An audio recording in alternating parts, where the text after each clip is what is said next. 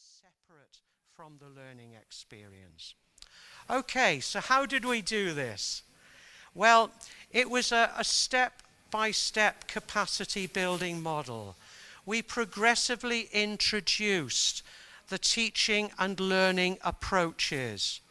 We progressively built the teacher's experience to implement in the classroom. Normally, I would start with active learning, how we can implement STEM in our classrooms through active learning. But I knew from experience of working in Kazakhstan before on 2 projects in Atarau and Mangostau that many teachers had already had training in active learning through 3-week courses at ORLU or at the Nazarbayev Intellectual School. So I knew the teachers had that background. So the starting point was inquiry-based learning. How we can implement STEM in our normal classrooms through inquiry-based learning experiences. Before I move on, I think it's important that for those of you who are maybe not quite so familiar with STEM, STEM is a learning approach itself. It's a way in which we help students to understand the connections between the STEM subjects of science, technology, engineering, and maths. And the way that we do that is by engaging students in real, context-based problems. They are solving real problems. And I think that is very, very important. So that when we introduce the inquiry-based approaches, the students are going to be not only involved in inquiry-based learning, but they're going to be involved in solving problems. Similarly then, as we move on to scientific investigation is not only, we can not only use it to solve problems, but it is central to the problem-solving process. If we are using engineering design, for example, as a problem-solving process, which it is in the real world, then we will also involve the students in scientific investigation when they're identifying the best parameters, when they're testing their solutions to the problem. So scientific investigation is not only important within science, it's important in STEM, in the solving of problems. So our next step was to introduce the teachers not only to inquiry-based learning, but then also to scientific investigation. Sorry for not holding the microphone closer. Okay.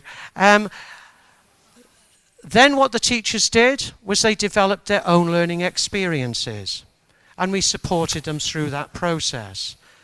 Normally they would implement before moving on to the next stage, but because it was the summer holiday, the teachers weren't, of course, able to practice and implement until September. So our next stage was to introduce the teachers to engineering design as a process, but also as a process we can use in the classroom to engage students in solving real problems. And once again, the team developed their own engineering design experiences for the students.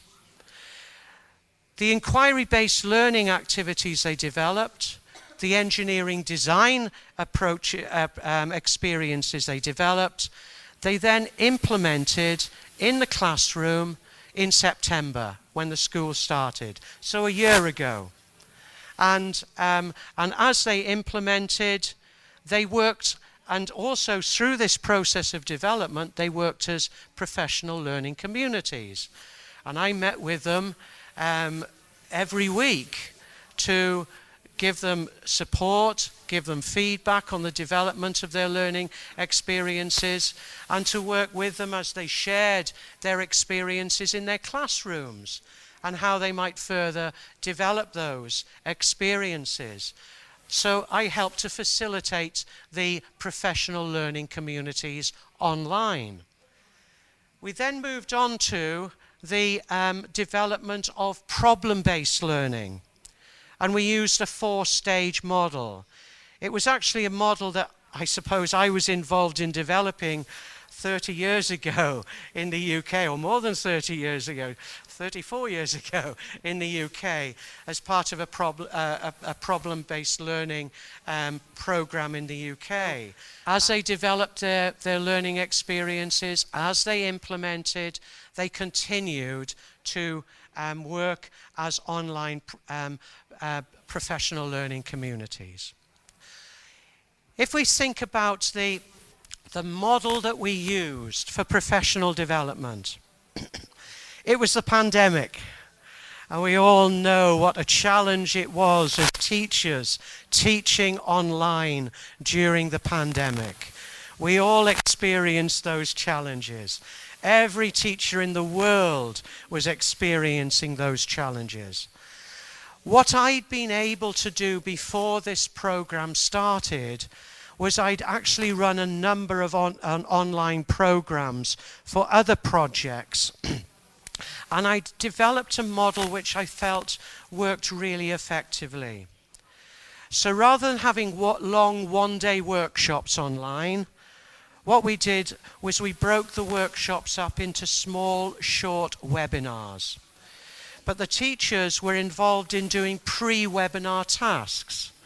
So for example, with workshop 1, which was broken up into 6 webinars, Webinar 1 was introducing school leaders and teachers to the program. Webinar 2 was when we actually started our work on STEM. So the teachers did a pre-webinar task. It was a problem-solving task. And that was used then for them to share that task.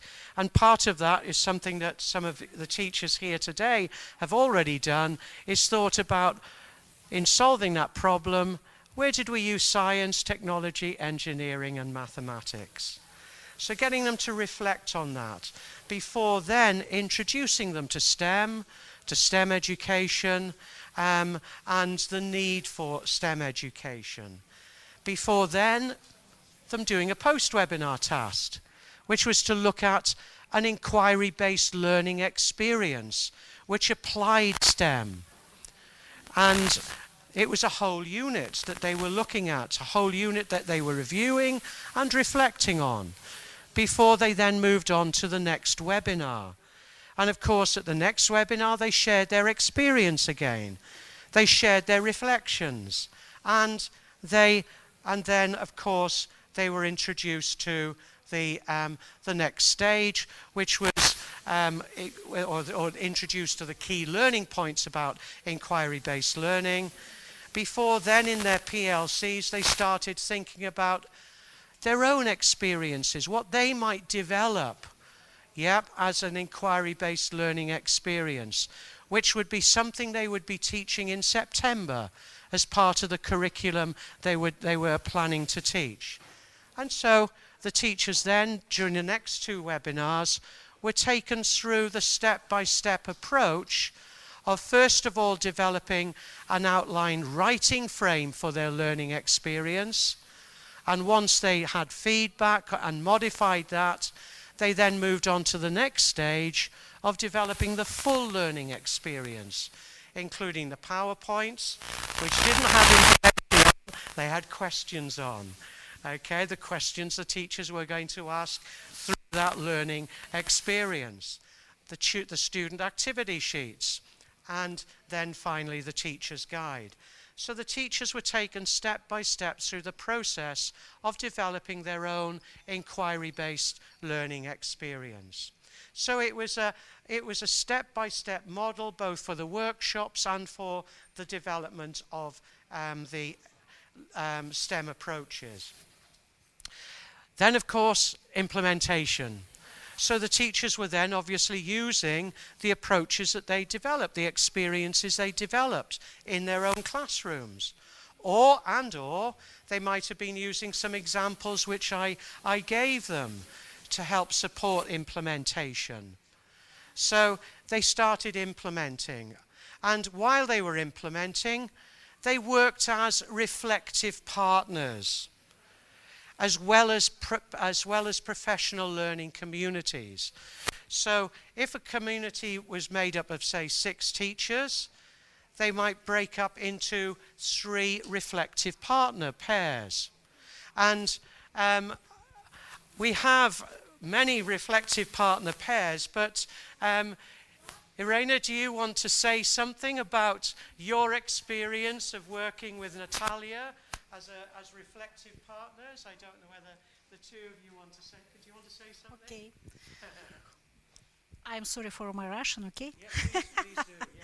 Yeah. Уважаемые коллеги, меня зовут Исаева Ирина Олеговна, я учитель обычной сельской школы, общеобразовательной, и моя коллега Наталья Викторовна также работает в нашем поселке, она в первой школе, я во второй. И если говорить о рефлексивном партнерстве, мой стаж этим летом составил уже 30 лет, а Наталья Викторовна молодой педагог. Но 8 месяцев нашей работы в рамках проекта «Жената Лаб» настолько нас обогатили, потому что мы не просто помогали друг другу, благодаря тому, что вот у программистов есть такая идея, надо разговаривать с утенком, да, который в ванной, этот желтый утенок. То есть если проговариваешь, не ошибешься. И вот здесь наши достижения и наши какие-то, может быть, вопросы, которые возникали, мы обсуждали, мы настолько отработали, что сегодня мы не можем остановиться. И наше рефлексивное партнерство, первая часть проекта закончена, а наше рефлексивное партнерство продолжается. Поэтому я считаю, что кроме самого проекта мы помогли друг другу. Казалось бы, уже столько я знаю, да, так долго работаю, но благодаря молодому педагогу у меня начали рождаться новые идеи. Я надеюсь, Наталья Викторовна, что вам тоже помогло, да? И я очень рада, что мы с Ириной Олеговной рефлексивные партнеры. Мы до сих пор обсуждаем некоторые уроки. У нас уже пошел учебный процесс. Мы все еще, так сказать, на стадии рефлексии, продолжаем работать вместе. I would like to say now big thanks for you because our work together it was really amazing for us, and now we stay on a different level, big level, and we continue our work. Thank you very much, and I'm happy to see you here, Mark. Sorry. Thank you very much. Very kind. Yeah. I think what that brings home is the power of the reflective partner model. It was something I developed with colleagues at the university when I was at Sheffield Hallam University in the UK. In 1995 was when we first developed the model and used the model, and it's something which I feel is very powerful in helping teachers to implement new approaches in the classroom, and they support each other.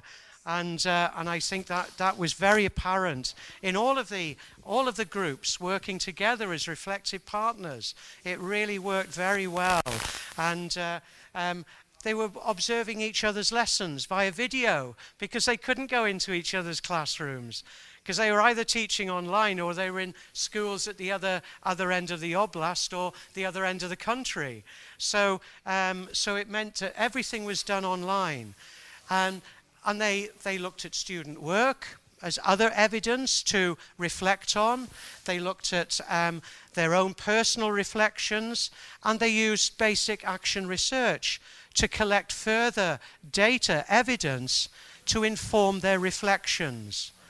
And that made their reflections really powerful because they had all of that evidence to draw on. And I think that's really important. So not only did they share that as reflective partners, but they then shared it with their PLC. So that the reflective partners within the PLCs were sharing their experiences and reflecting further. And what they did was they went through cycles, PLC cycles of development. So they planned together, they implemented, they observed, they reflected, they identified areas for further improvement and development, and then they implemented again. And so they're going through those cycles of development. And of course, what they're also putting into practice effectively is what many of you will have already experienced, lesson study. They were supporting them, and I, as I mentioned, was also meeting with them every week for them to share their experiences, and so that they could get further support and help from me as they implemented. So the PLC model was very, very central to the work that we did on the project. It wasn't just training through webinars, online webinars, it was also the PLCs. And then once the teachers were confident and competent in their own classrooms, they then established their PLCs in their own schools and started working with colleagues to introduce them to the inquiry-based learning approaches and then the problem-based learning approaches. And they did this with their teachers. They planned together, they implemented, they observed, they reflected, and continued to go through those PLC cycles. So the PLCs were very, very important. And it's something that we as SEAMEO STEMED are very committed to as a model to support professional development. You can't just have the PLCs. You have to have that input in terms of training online or face-to-face, but then you must have the PLCs to support the implementation. And I think that's really significant. Okay, now one of the teachers, one of the group from last year, is going to share their experience. Who is going to share the experience of working in year one? Just, you all will have the opportunity to work with different groups, okay? But is one person going to come to the front and talk about the experience? Yeah? Okay. Please. Құрметті осы сессияға қатысушы сіздерге мен бір-екі нәрсе айтайын дегенім, біріншіден таныстырып кетейін деп. Вот здесь вот у нас находится, я хочу представить команду, потому что есть люди, которые подошли недавно, да? То есть с чего началась история? С того, что мы прошли отбор в Жаната Лаб. Это программа, которая создана с помощью шеврона Caravan of Knowledge. И пройдя 3 этапа отбора, мы стали слушателями нашего замечательного тренера Марк. Что получили за это время? Это был вызов, это было решение проблем, это было объединение, и это был наш взлет именно в освоении STEM-технологий. За несколько месяцев, 2 раза в неделю, каждый вечер мы слушали ценные, уникальные рекомендации от Марка. На следующей неделе мы давали обратную связь, и это была очень крутая и сложная работа. Что имеем на сегодняшний день?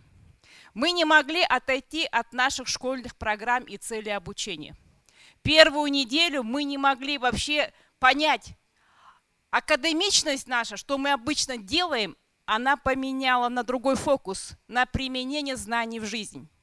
И сейчас я начинаю урок в 7 классе не с теории, а со стакана воды, который ставим на подоконник в кабинет и смотрим, что же происходит с этой водой в течение недели. Мы не начинаем тему горения от теории, мы начинаем с пожаров, почему они происходят, как это теперь каким-то образом решить эти вопросы. То есть знания приобрели прикладной аспект. Потому что мы с вами учим наших детей, чтобы их знания находили применение в жизни. Вот это было вот лично для меня самый главный вопрос. И нас научили задавать вопросы. То есть наши ученики должны задавать вопросы. За 45 минут урока они должны уйти с тем, что пригодится им в жизни. Согласитесь? И, соответственно, именно вот это дает STEM-подход. Интеграция знаний у нас всегда была. Но мы не включали туда инженеринг. Наши дети должны уметь работать руками. Понимаете? Да. Потому что мы, учителя, должны готовить детей не по своему образу жизни, по своим знаниям, да, и давать то, что в учебнике, то, что в целях обучения. Мы должны детям дать такой старт, чтобы они в будущей своей жизни сегодня сказали, кем я хочу быть, что я хочу принести своей стране, и каким я должен быть, чтобы был возврат инвестиций в Казахстан. Понимаете? Я считаю, что это самая главная мысль. Детей надо вернуть в Казахстан, и у себя в Казахстане открывать технологии и новые производства. Вот в этом я хочу работать. Біз бір жыл бойы білім алдық. Қазір қалай біз мына наушниктермен алып переводын бәрін қазақша тілінде, орысша тілінде естіліп отыр ғой барлығымызға.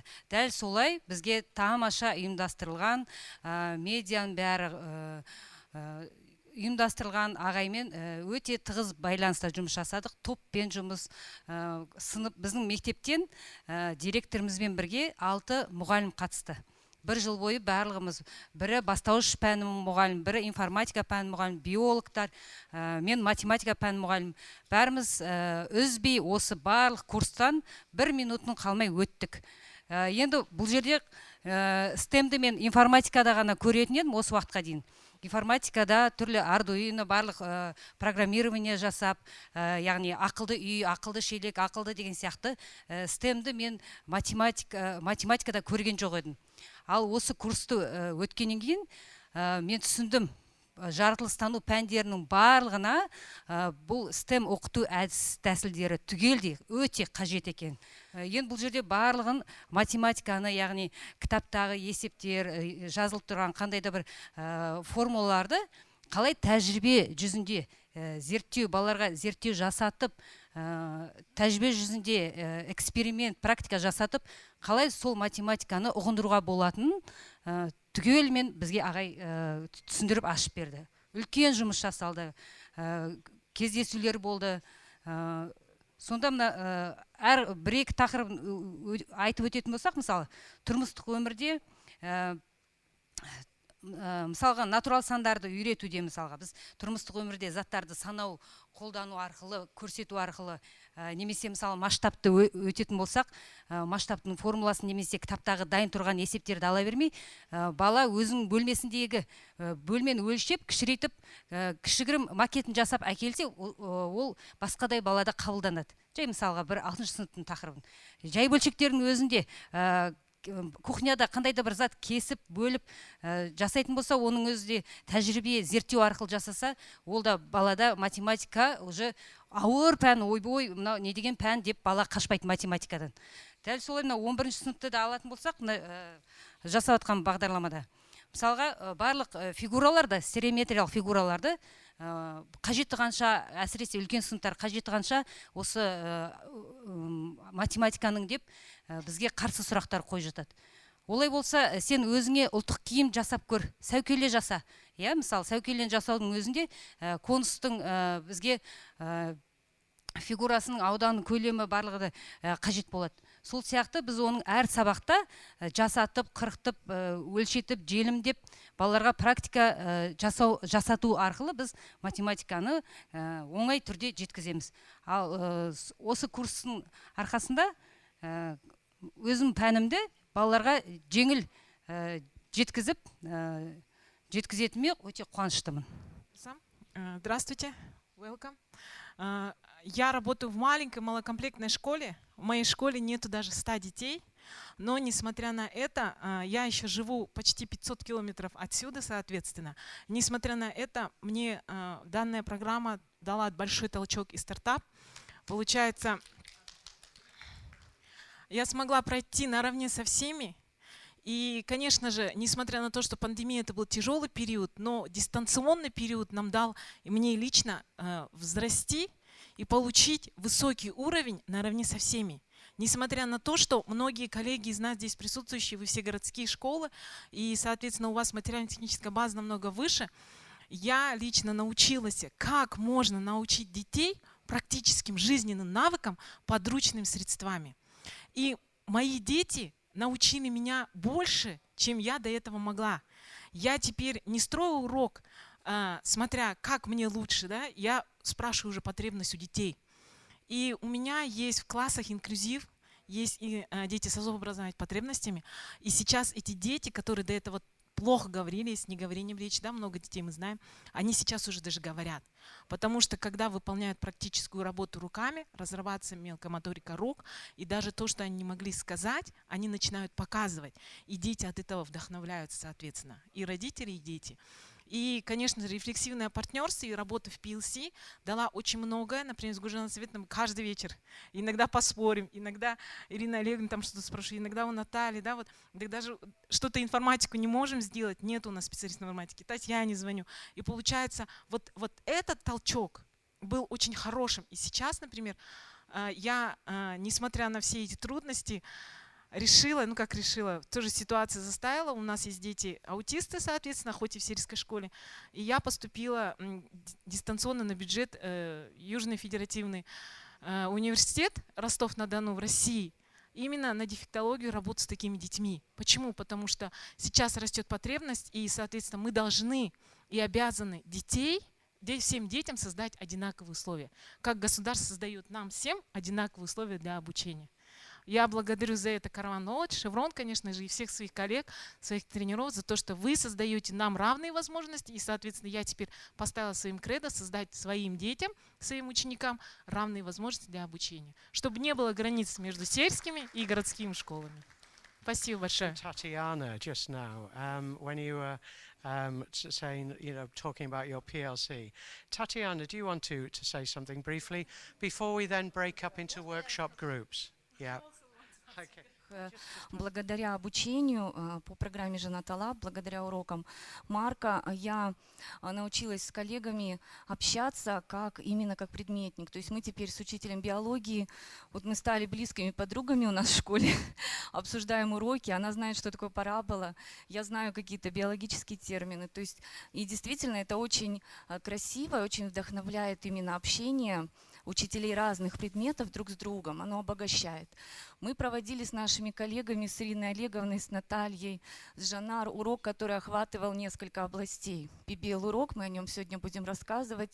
Наши дети взаимодействовали из разных городов Казахстана. То есть вот это вот общение с коллегами, которые не являются вот преподавателями твоего предмета, очень интересно, очень обогащает. Мои уроки стали более вкусными для детей. Не такими сухими. Я веду математику, и каждый урок теперь начинаю с какой-то истории. Например, урок по округлению чисел. Мы разбираем дорожку вокруг озера Боровое, как ее строили, почему, и почему не всегда нужны точные расчеты. Ну, то есть вот наши уроки имеют региональные компоненты, начинаются с какой-то интересной истории. Вот. И мне стало интереснее работать, интереснее жить, и Caravan of Knowledge дает возможность нам, учителям, проявить свою творческую натуру, участвовать в конкурсах, проектах. Мы уже вот во многих конкурсах участвовали. Вот, и проявить себя, показать себя, и услышать отклик от коллег. И услышать отклик о том, что то, что ты делаешь, это важно, это нужно, это кому-то полезно. Твои наработки, разработки. И очень благодарна этому. То есть очень обогащает такое общение с коллегами. Не только из твоего города, из разных областей. И мы объединяемся, создаем интересные проекты. Спасибо. Я 2 слова добавлю, коллеги. Открою вам тайну. Первый этап Жанаталап-1 закончился абсолютно успешно. 36 педагогов Республики Казахстан получили сертификаты. Сегодня мы являемся тренерами. Но я хочу, чтобы вы знали, Жанаталаб не остановился, а с этого года начинается следующий этап Жанаталаб 2. И поэтому, если кто-то из вас захочет получить знания, те, которые мы получили год назад, добро пожаловать. Обращайтесь в караван, на страницах в Инстаграм, в Фейсбук, вся информация есть. Я узнала об этом благодаря социальным сетям. Мы отработали, вот услышьте, мы отработали 9 месяцев. У нас были домашние задания, у нас были вебинары, у нас была практика, потому что мы давали уроки, мы разрабатывали свои КСП, мы отчитывались. Марк, вы буквально ежесекундно были с нами на связи. Напишу вечером в 10 вечера, через полчаса ответ. Понимаете? Напишу в 8 утра, опять же ответ. То есть постоянная связь. Это было очень важно, потому что вопросы начали рождаться в процессе работы. Чем больше работаешь, тем больше вопросов возникает. И сегодня их вопросов очень много. И я сейчас вот вслух озвучиваю свое пожелание. И нам не хватает нашего первого этапа, потому что вопросов очень много, и мы бы хотели продолжить наше обучение. Вот именно наше по второму этапу. Коллеги, вы согласны? А еще, вот представьте, мы начали в апреле прошлого года, дети тогда были в глубокой дистанционке, мы изучали теорию, летом мы готовили все наши заранее уроки, и в прошлом году, ровно год назад, мы же зашли в 1 сентября. Наши ученики 1,5 года, так же, как и ваши, учились дистанционно. Вы прекрасно знаете, потому что я уверена, вы пережили то же самое. Дети потеряли навыки общения. Особенно среднее звено, которые пришли, они в середине 5 класса как ушли, в 7 классе зашли в школу. Вот. Они разучились друг с другом общаться вот так, им было так тяжело. И вот благодаря этим урокам, благодаря STEM-урокам, мы смогли это сделать гораздо быстрее, потому что мы ставили перед ними конкретную проблему, время было ограничено, как всегда, всем не хватает времени на уроках, нам тоже не хватало, но благодаря тому, что у нас было прописано, все расписано поминутно, наши дети влились в учебный процесс гораздо быстрее. И я вам могу сказать, сегодня допустим, в прошлом году мы отработали, сегодня я продолжаю. Мы зашли в 1 сентября в этом году, и я, допустим, моим сегодняшним 8-классникам, прошлогодним 7-классникам сегодня задаю вопрос. Ребят, работаем в стандартном формате или так, как в прошлом году? Все 28 человек мне отвечают, конечно, как в прошлом году, потому что это интересно. Академические знания остаются, от них никуда не деться. Мы же помним, да, что это наш государственный стандарт, который мы должны выполнить. Но при этом дети научились дружить, потому что когда даешь задание, допустим, к инженерному дизайну, они должны, извините за выражение, родить эту идею. И когда они переживают, и к следующему уроку они на связи со мной, они на связи друг с другом, и идеи рождаются. То есть они переживают за свой успех.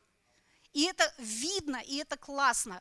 Поэтому еще раз хочу сказать, караван, огромное спасибо. Марк, огромное спасибо. Мы хотим еще.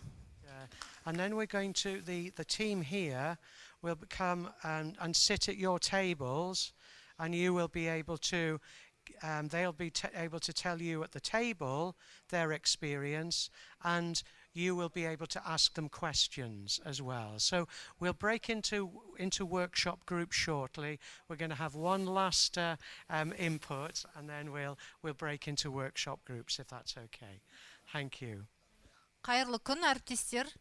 Мен педагогикалық шеберлік орталығының Орал қаласындағы филиалының тренерімін. Жалпы менің жұмыс деңгейім тек қана мұғалімдермен болған болатын. Бірақ осы STEM жаңа талап мекемесінің, осы Caravan of Knowledge компаниясының осы STEM технологиясының негізінде курсқа қатысу арқылы менің қызметтік өмірім кішкене өзгерді.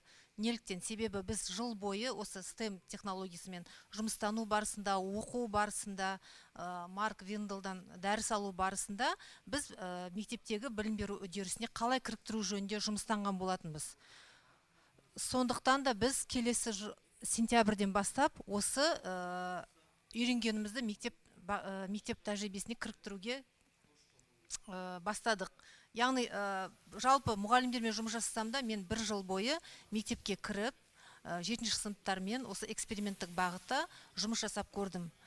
Әріптестер, сенбейсіздер ғой, менің жалпы педагогикалық тәжірибемде lesson study, іс-әрекеттегі зерттеу, жалпы мұғалімдерге мен оқытушы ретінде жұмыс жасап көрдім.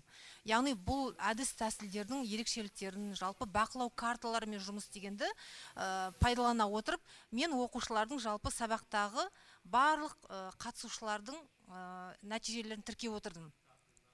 Сол тіркеу барысында менің байқағаным не? Осы STEM технологиясындағы 5E сабақты жоспарлау структурасы оқушылардың барлығының сабаққа қатысын 100% қатыстырады екен. Яғни вовлечение 100% дегенді мен кәдімгі өз көзіммен көрдім. Ол қалай жұмыс жасайды? Яғни 7-ші сыныпқа келген оқушылар мүмкін енді сіздің мектептеріңізде оқушылар басқа шығар. Бірақ мен жұмыс жасаған мектепте оқушылардың әрқайсы жеке дара тұлға, әркімнің өзін жақсы көруі, өзін өзі сыйлауы өте жоғары деңгейде, бірін-бірімен қарым-қатынас жасау, бірін-бірінің ойын тыңдау, бірін-бірімен пікірлесу дегені кішкене жетілдіру керек деңгейде болған болатын. Алайда осы STEM мен жұмыс жасау барысында 5E технологиясының негізінде оқушылар зерттеуге үйрену арқылы, жоба жасау арқылы мен олардың жалпы топтаса бастағанын байқадым. Оқушылар келесі сабақтарға келгенде өз жоба жұмыстарын дайындап алып келіп, өз жоба жұмыстарын көрсеткен кезде олар бір-біріне кері байланыс беріп отырды. Яғни келесі сабаққа мен мына жобамды жақсарту үшін қалған топтар өздерінің кері байланыстарын берген кезде барлығыңыз бірдей сөйлеңіз. Бүкіл топтың мүшелерінің барлығы қатысын, бүкіл топтағы оқушылар бірдей үлес қоссын деген сияқты осында кері байланыстар беріп отырды. Яғни кері байланыстардың түрлері өте көп болды сабақ сайын, және әрбір сабақ сайын мен өзіме бір жеткен деңгейді байқап отырмын. Ең бірінші жеткен деңгейіміз бұл оқушылардың барлығының 100% қатысуы. Сыныпта 21 оқушы 21-де қатысуы жобаға. Келесі сабақтарда уже біз оқушылардың байқаған нәтижеміз ол оқушылардың уже өз жоба жұмыстарына өз пікірлерін қосып дайындалуы болды. Және бірте-бірте осындай кері байланыстың негізінде жалпы мектеп бағдарламасында қарастырылмайтын инфографиканы меңгеруге келді. Енді жалпы білім беретін мектептердегі оқушылардың өздеріңіз ойлап қарасаңыз шығармашылығы, фантазиясы өте жоғары деңгейде дамытуға болатындығын байқадым. Себебі жоба жұмысын дайындауға мен алғаш постер алып келгенмен, келесі уже сабақтарда постерлар, үлкен парақтар болмаған жағдайда оқушылар өз беттерімен A4 форматтарды скотчтармен жабыстыру арқылы үлкен көлемді кәдімгі өздерінің жоба жұмыстарын дайындап әкеліп отырды. Енді жалпы осы 5E технологиясы немесе 5E сабақты жоспарлау құрылымының өте үлкен кәдімгі беретін пайдасының нәтижесін мен осы өзімнің көзіммен жалпы мектеп бағдарламасымен, мектеп оқушыларымен жұмыс жасау барысында көзімді жеткіздім. Және жалпы биылғы оқу жылында, биылғы осы жазғы курстар барысында қазіргі күні мектептегі сабақ жетілдіру стратегиялар курстар жүргізіліп жатыр ғой. Сол курстардың аясында да жалпы барлық оқушыларды қатыстыру үшін ең бірден бір жақсы құрылым ретінде осы 5E'ні ұсынар едім. Жаңа айтып кеттім, кішкене енді шашыраңқы болып кеткен болар, но жұмыстың барысында оқушылар топтасып, команда құрылып, олар сабақтан кейін, оказывается, WhatsApp группалар құрып, бір-бірімен топтасып, жұмыс дайындаған нәтижесінде сабақтың жалпы жылдың соңында сыныптағы оқушылардың бір-бірімен топтасып, өте жақсы класс ұйымдасқанын байқауға болады. Осы ретте үлкен рахметімді айтқым келеді Caravan of Knowledge компаниясына және Марк Вендел сізге үлкен алғыс. Рахмет әріптестер, назарларыңызға. Thank you everyone. And the other teachers in the group are now going to have the opportunity to share with you all. Okay, so what we're going to do now is that, shall we say, 3 people per table, 3 of you per table. And so what we're going to do, I'd like to give this some structure, if possible. Okay, so, oh, where's my... My changer. Okay. So what we're going to do now is we're going to, 3 of the Janata Lab teachers from year 1 are going to come to your table. They'll give you a quick summary of the experiences that they developed in their classrooms. And what I want you to do is to ask some questions. And some key questions you may ask are, what practice helped you to change in your classroom? Was it the webinars? Was it the PLCs? Was it the learning resources? So what practices helped you to change? Because many of the teachers have been talking about that change that happened in their classroom. What practice did you implement as a result? And some have already been talking about those practices that they implemented. What changes did you observe in the students? And again, some have already mentioned those. And what can students do now that they couldn't do before? Okay, so in other words, what we're trying to identify are the changes that have happened in the classrooms that the teachers have been teaching in. Okay, so I'm going to ask the team to divide up 3 per table, and you are going to have the opportunity to ask some of these questions and to ask other questions you want to ask, because it's really important that you really understand what happened in their classrooms. Also, what I want you to do is one member of your team be prepared to share the discussions on your table, the answers to the questions. Okay? So I hope that's clear. I'll leave those questions on the board, on the wall, on the screen, and you can now have that interaction with the team members. Okay?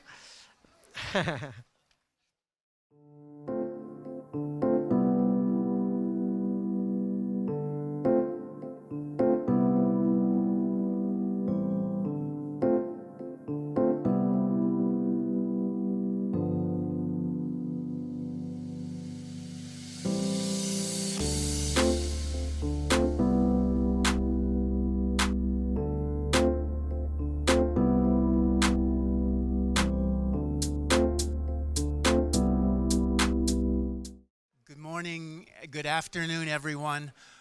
I will reintroduce myself this afternoon after lunch, but I'd like to take this opportunity to give the presenters feedback.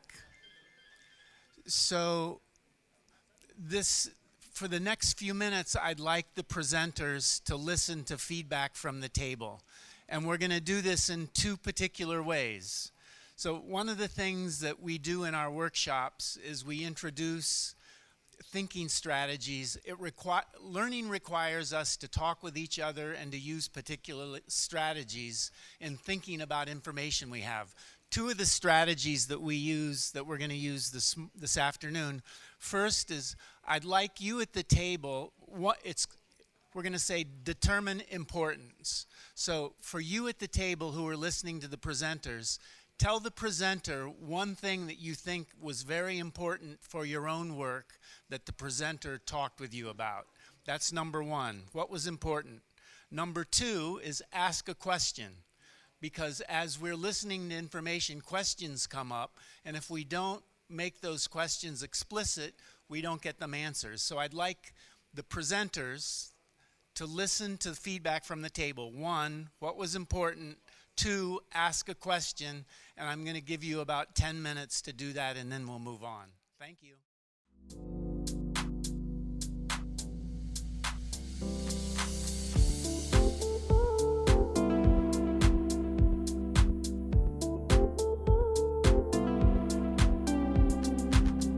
Outcomes of year 1. So you've been listening to the teachers, they've been sharing their experiences, And I'm going to draw all those together now in my presentation, I hope. So if we look at year one, I talked about the workshops being broken up into webinars. And workshop one focused on the 5E learning cycle. This 5E learning cycle is a constructivist model. As students progress through the learning cycle, they are going to higher and higher levels of thinking. The model starts with engage. And at the engage stage, students are introduced to the problem and the context. A real problem within a real context. Then the teacher asks the students questions to elicit, identify their pre-understanding or misunderstanding. So they can identify where their learners are at the beginning of the learning experience. They don't correct any misconceptions at that stage. They just identify the learning of the learners at the start of the learning experience. Then at the explore stage, the students then start developing their knowledge and understanding through inquiry-based approaches, active approaches, investigations. They start building their understanding of the science or the mathematics or the information technology, depending on which subject the teacher is teaching. Then, at the third stage, at the explain stage, the students communicate their explanations, the understanding that they developed from the explore stage. All of this is facilitated through questions. And it's only after the students have expressed their explanations, all their explanations, and taken their learning as far as they can go, that there'll be some teacher input. So the teacher will summarize the ideas of the students. The teacher might extend the ideas of the students. And the teacher may very sensitively correct any misconceptions of the students. Then at the next stage, at the elaborate stage, the student's understanding might be further extended, but then most importantly, it's applied to solve the problem. And so this is taking the students to that even higher level of understanding. They're synthesizing all of the knowledge and understanding that they've gained during the explore and explain stages and at the beginning of the elaborate stage. They're synthesizing all of that. They're drawing it all together so they can then apply it to solve the problem. And remember, as the teachers have been mentioning, they're real problems that the students are solving by applying the normal content of the curriculum. Yep, so what the students are learning at the explore and explain stages and at the beginning of the elaborate stage is what you normally teach in the curriculum. But they're doing it in an inquiry-based way. And then they're applying it to solve the problem, and then they're communicating their solutions to the problem. So as the students progress through this learning experience, they're going to higher and higher levels of thinking, they're going to higher and higher and deeper levels of understanding, and of course at the same time, they're developing their critical and creative thinking skills and applying those, and they're working in teams, they're working collaboratively, and of course they're solving problems. So what the students are doing is developing those skills which are so needed within the world of STEM and in the world of work. So the students are developing those 21st century skills as well as developing the knowledge, understanding and skills required by the curriculum. And if we think about those learning experiences that the teachers developed, wow, it was incredible. The biology teachers in the group, the range of different topics that they were developing their learning experiences based on this 5 in real problems with regard to meat tenderizers or healthy eating or losing weight. Chemistry teachers, yep, I thought this was wonderful that not only were they looking at water cleaning, which of course is part of the curriculum, and developing water cleaning devices, but also they're going on to looking at developing cost-effective fertilizers. Yeah, I think that's, bringing the real world, the community's needs into the classroom. Yeah, when they're studying about how fertilizers are manufactured. And the students are recommending to the local community how they can make their own fertilizers. And I think that's wonderful. In physics, we're looking at improving athletic performance, eco houses, computer components and networks, but the students are working as IT consultants when they're doing this. So they're not just developing the knowledge and understanding of the curriculum, they're doing what IT consultants do. Yeah, they advise people on how they can set up their networks, how they can, what computer components they should be using in their new computer systems. Yeah, and why they should use those, and the most cost-effective way of doing that. This is what IT consultants do every day, and the students are doing it in the classroom. So through those 5E learning experiences, the students are solving real problems within real contexts. And that's why the students were so highly motivated. They were so enthused. Mathematics. Wow, I loved this mathematics one, which was about advising vineyard owners when they should be harvesting the grapes using mathematics. Wow, fantastic. What a wonderful way of applying mathematics. Yeah, helping the vineyard owners so that they maximize their yield of grapes. Or designing a school garden. And as you were mentioning, students developing scale models of buildings. That's what architects do when they're planning towns and villages and buildings. They build scale models. That's wonderful. So we had lots of really creative ideas developed by the teachers, whether they be maths, biology, chemistry, physics, IT, computer science, primary school teachers, all geography teachers. Yeah, solving environmental problems. Yeah, really real problems the students were having to solve.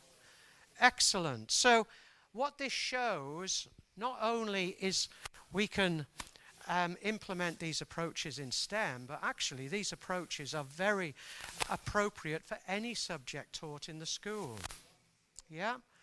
Anyway, so the first workshop, series of webinars, led to the teachers developing lots of new learning experiences for the classroom, as did the second, where the teachers at the beginning of the workshop, the first webinar, they shared their experiences, what had happened in their classrooms, what approaches they'd used, how they'd used the approach, and the effect on their students.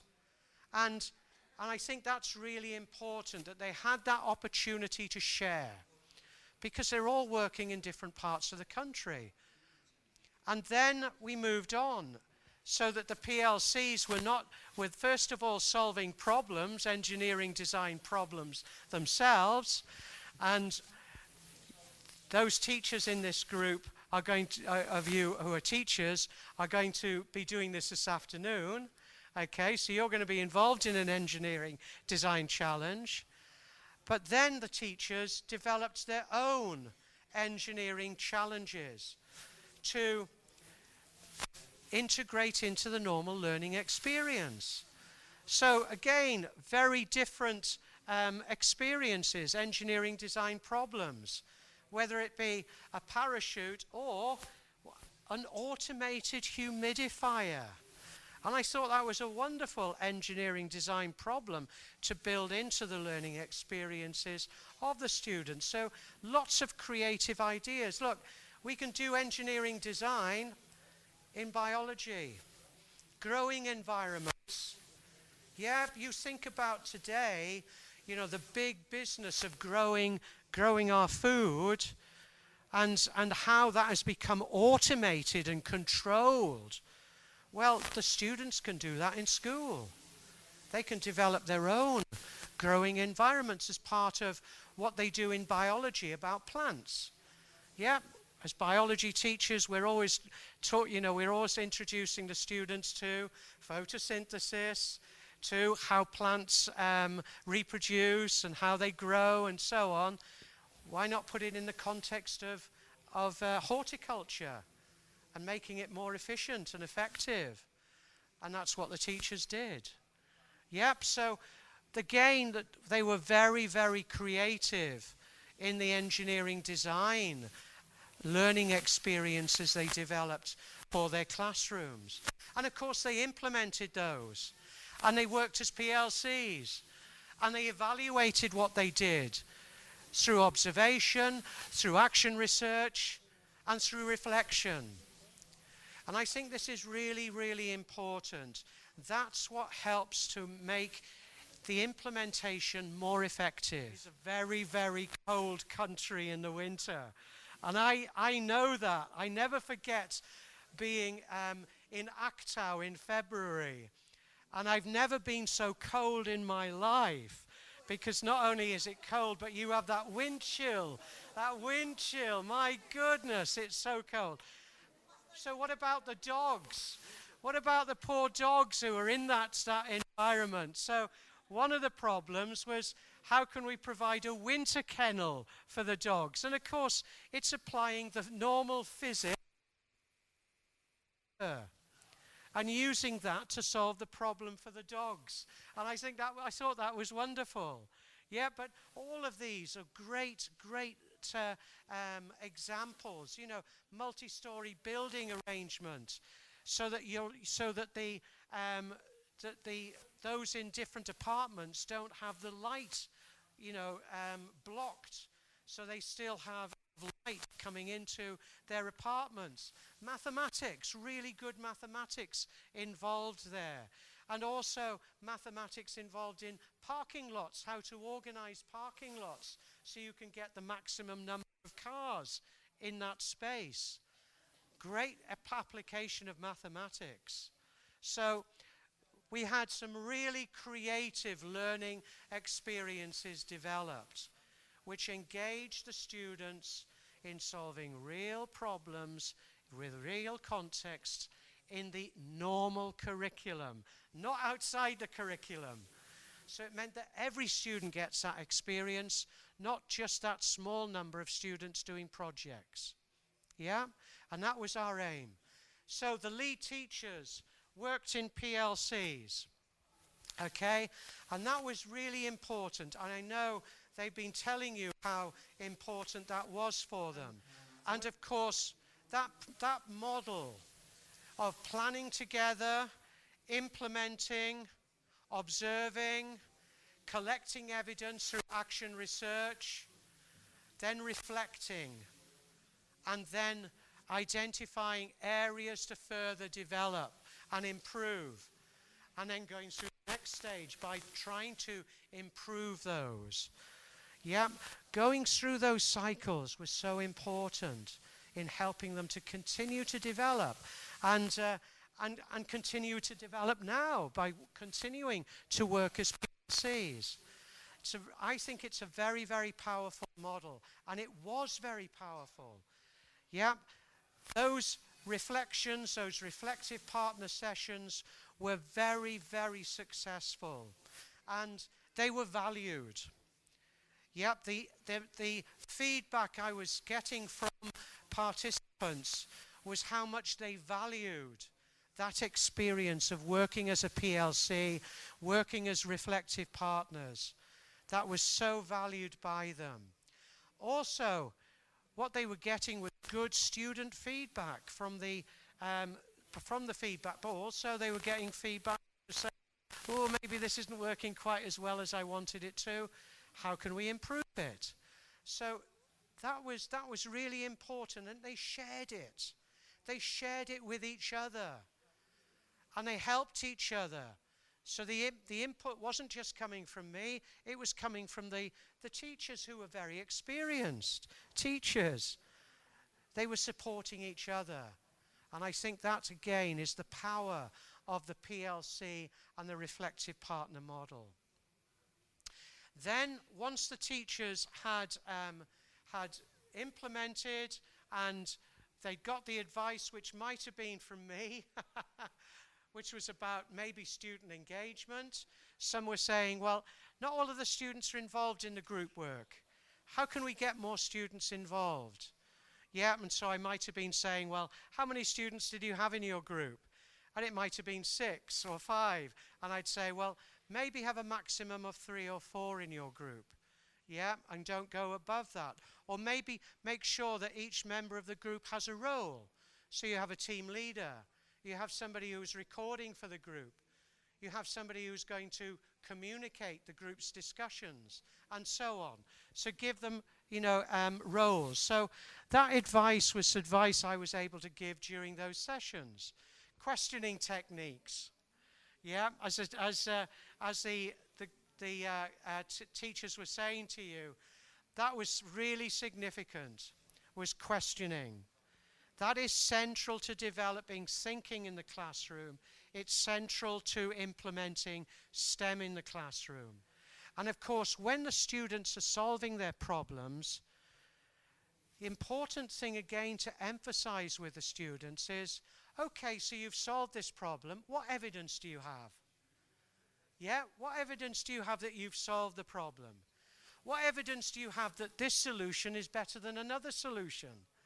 So, of course, what the students are then having to do is to support their solution through the evidence they've collected from their scientific investigations, from testing their prototypes, from improving their prototypes. So once again, they're doing what engineers have to do. In the real world, engineers don't just come up with a solution, they then have to defend it, yeah? What evidence do you have that it's going to work? Or what evidence do you have that it does work? Yeah, so that's really important. So questions was very important. The other thing, as some of the teachers were mentioning, was how do we differentiate in our classroom?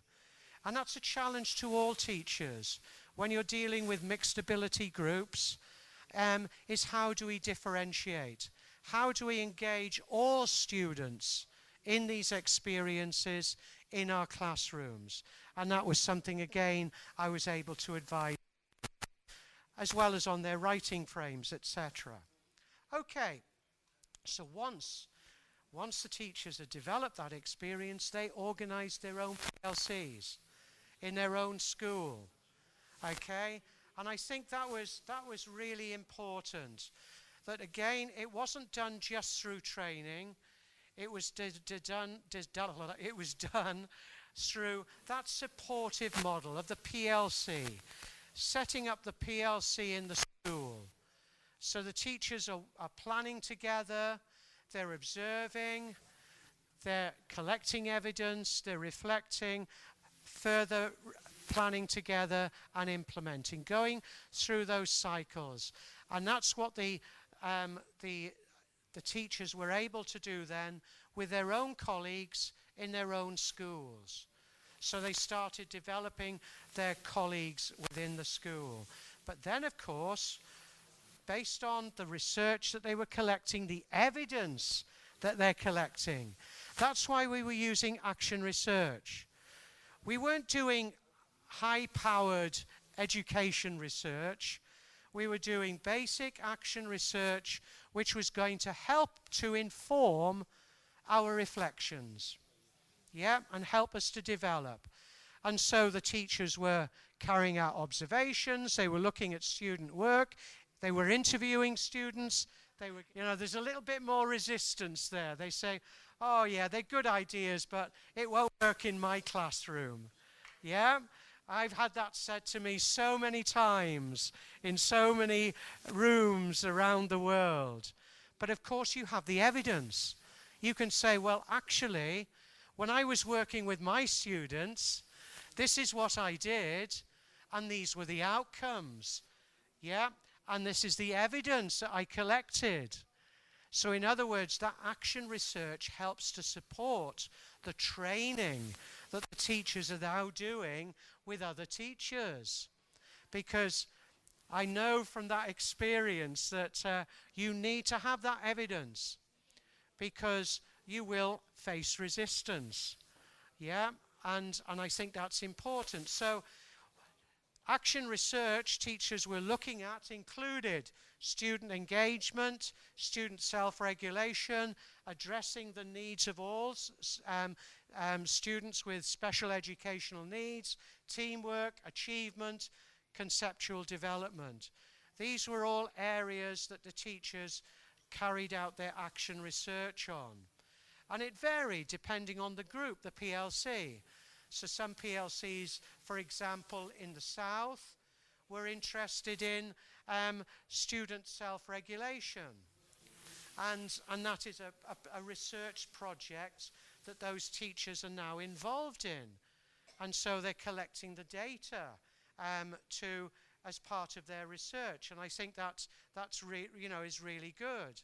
And so that's what that has led to, is some of the training that the teachers are now doing through their PLCs. They've started training and running those PLCs in other schools. Also, they've been running workshops within the oblast or within the district in which they're working. They've been running webinars.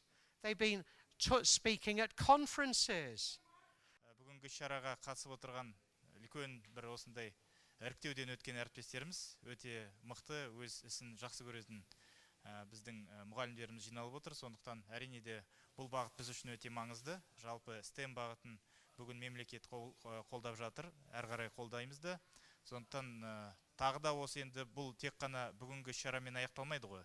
Бүгінгі шарамен шектелмейді. Сондықтан әрі қарай да біз министрлікте де осы бағытты қолдап, сіздерге қажет ұсыныстарыңыз болса, бұл ұсыныстарды қабылдауға дайынбыз.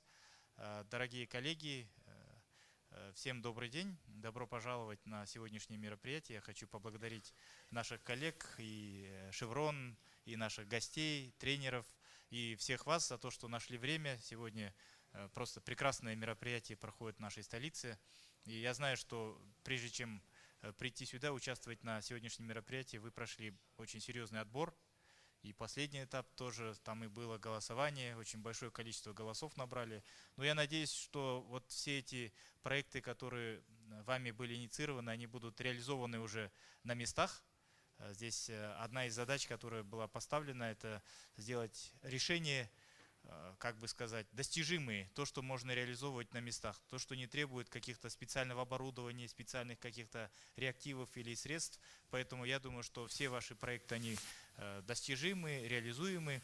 Мы со своей стороны, как Министерство просвещения, которое занимается всеми этими вопросами, мы абсолютно полностью поддерживаем в целом это направление. Это очень важное направление сегодня, это приоритет для нас.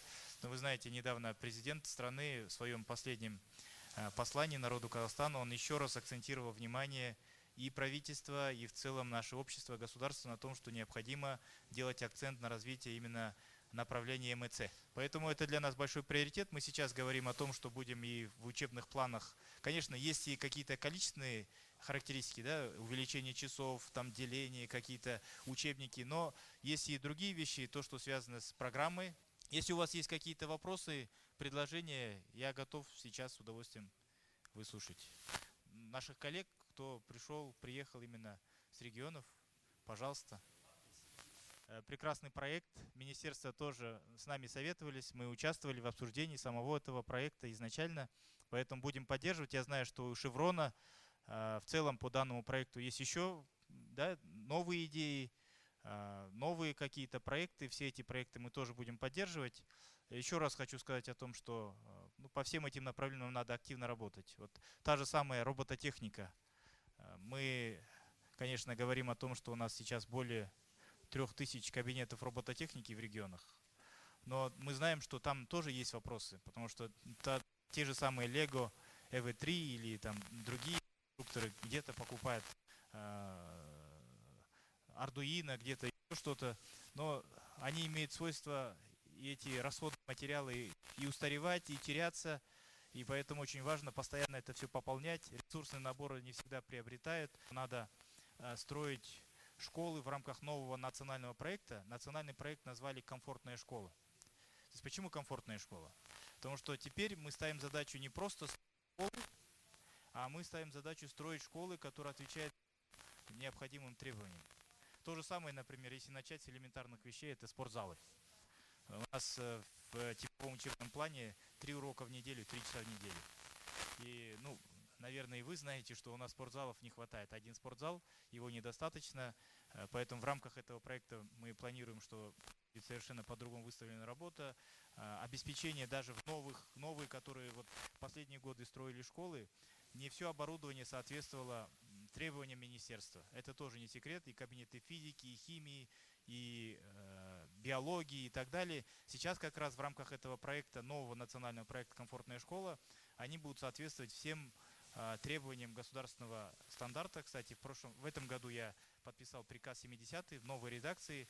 Вы можете поинтересоваться. Мы очень долго обсуждали этот приказ, и там, я надеюсь, все необходимое, что нужно именно по предметам STEM направления. Поэтому вот и в рамках вот этого национального проекта нового комфортная школа, это тоже повлияет и на содержание. То есть это не только здание, это не только школы как таковые, да, но еще и другое содержание, и другие предметные кабинеты, и в целом другое, скажем так, другие пространственные решения. Мы вплоть до того, что планируем, что там начальные школы будут учиться отдельным блоком, старшие школы отдельным блоком, соответственно, у каждого из них свои столовые, свои спортзалы, свои кабинеты и так далее. То есть это все, конечно, очень важно и позитивно будет отражаться на качестве знаний. Сондықтан тағы да сіздерді бір мәрте осы бүгінгі керемет шараның басталуымен құттықтаймын. Сіздерге сәттілік тілеймін. Біз министрлік тарапынан әрі қарай қолдау жұмыстарын жүргізетін боламыз. Енді ағылшын тілінде өткізуге бізде жақсы жоба болды ғой. Оны жақсы өздеріңіз білесіздер. Ол ағылшын тілінде осы математика, физика, химия, басқа да пәндерді жүргізген үшін қосымша ақша беру бойынша. Ол жоба тоқтаған жоқ. Ол жобаны біз жалғастырамыз. Сондықтан біз үшін бұл жобада да өте маңызды жоба. Ары қарай осы жобаны дамытамыз. Сондықтан ағылшын тілін жалпы пән ретінде және де осы біздің STEM бағытындағы пәндерді ағылшын тілінде беру мәселесі де бізге әлде де маңызды. Бұл жұмысты да біз тоқтатқан жоқпыз. Ары қарай онда да қолдайтын боламыз. Барлықтарыңызға сәттілік тілеймін. Бүгінгі шара сәтті өтсін. Одан кейін біздің мектептерімізге барып, осы білімдеріңізді ары қарай жалғастырасыздар деп ойлаймын. Бізден сәлем айтыңыздар әріптестерімізге. Сол оқу жылы сәтті болсын. Рахмет. In 8 months, I think, what was achieved in that 8 months period was really impressive. and it was due to the commitment of all the teachers involved in the project. And I think also what helped us to achieve what we did achieve in that 8 months. Oh, stop working. Okay, can I just, could you just move it on? It's working now. Yeah, okay. I'm going to just conclude.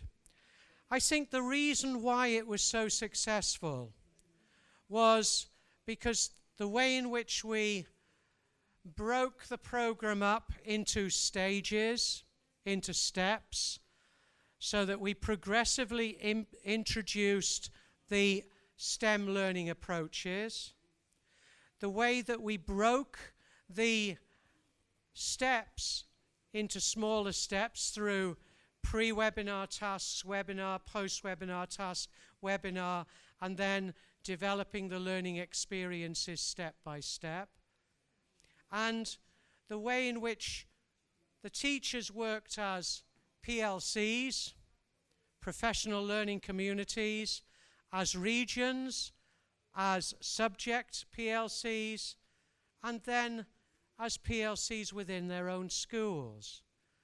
And so that supportive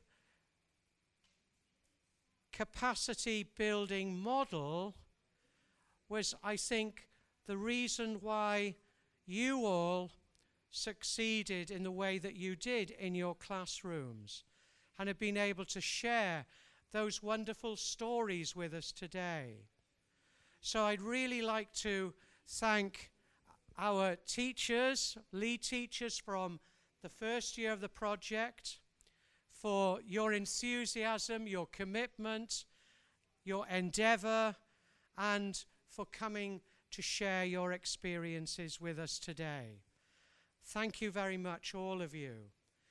I'd also like to thank Chevron for the funding of this project, because without the support of Chevron and the vision of Chevron with regard to STEM education, this would not have happened. And so I'd like to thank Dee and Chevron for the support for the project. Dee, do you want to say anything at all to the group about the work of Chevron in STEM and how? Particularly on how to make teachers better teachers, and also how to change the evidence of this practice and how well it works into policy. Because we want to be able to see lessons like this shared across the region. And we're very excited with our work with SEAMEO STEM Ed, and how can we take more of a Eurasia view on these innovations like the PLCs. It's been a joy today hearing from the teachers who've been through the program about how excited you are with what you've been able to achieve, and watching the very engaging conversations with the new teachers. I think this is going to be a very successful program. Thank you very much for having us here. We genuinely believe that really great STEM education is so vital for the future of every country that we work in. Thank you. Also, of course, the program wouldn't have happened if it wasn't for Caravan of Knowledge. And Darren, would you like to share something on behalf of Caravan? Or yeah. Здравствуйте, уважаемые коллеги, мы уже виделись, да? Спасибо вам большое за то, что вы пришли, за то, что уделили время. Также позвольте мне сразу добавить, что у нас сейчас будет обед, то есть с часу до 2. Затем сессия у нас продолжится. Вообще, изначально мы планировали сделать отдельную сессию для директоров школ, то есть именно по академическим таким вопросам, но у нас маленькое количество директоров, поэтому будет сессия здесь продолжена в 2 часа. То есть с 2 до 4, дальше еще есть некоторые сессии. Ну и в целом от лица каравана, ну то есть как человек, отвечающий за академическую часть, хотел выразить вам огромную благодарность за то, что вы пришли, за то, что вы в целом заинтересованы, и то, что, знаете, нам всем здесь не безразлично будущее нашей страны и будущее наших детей. Спасибо большое.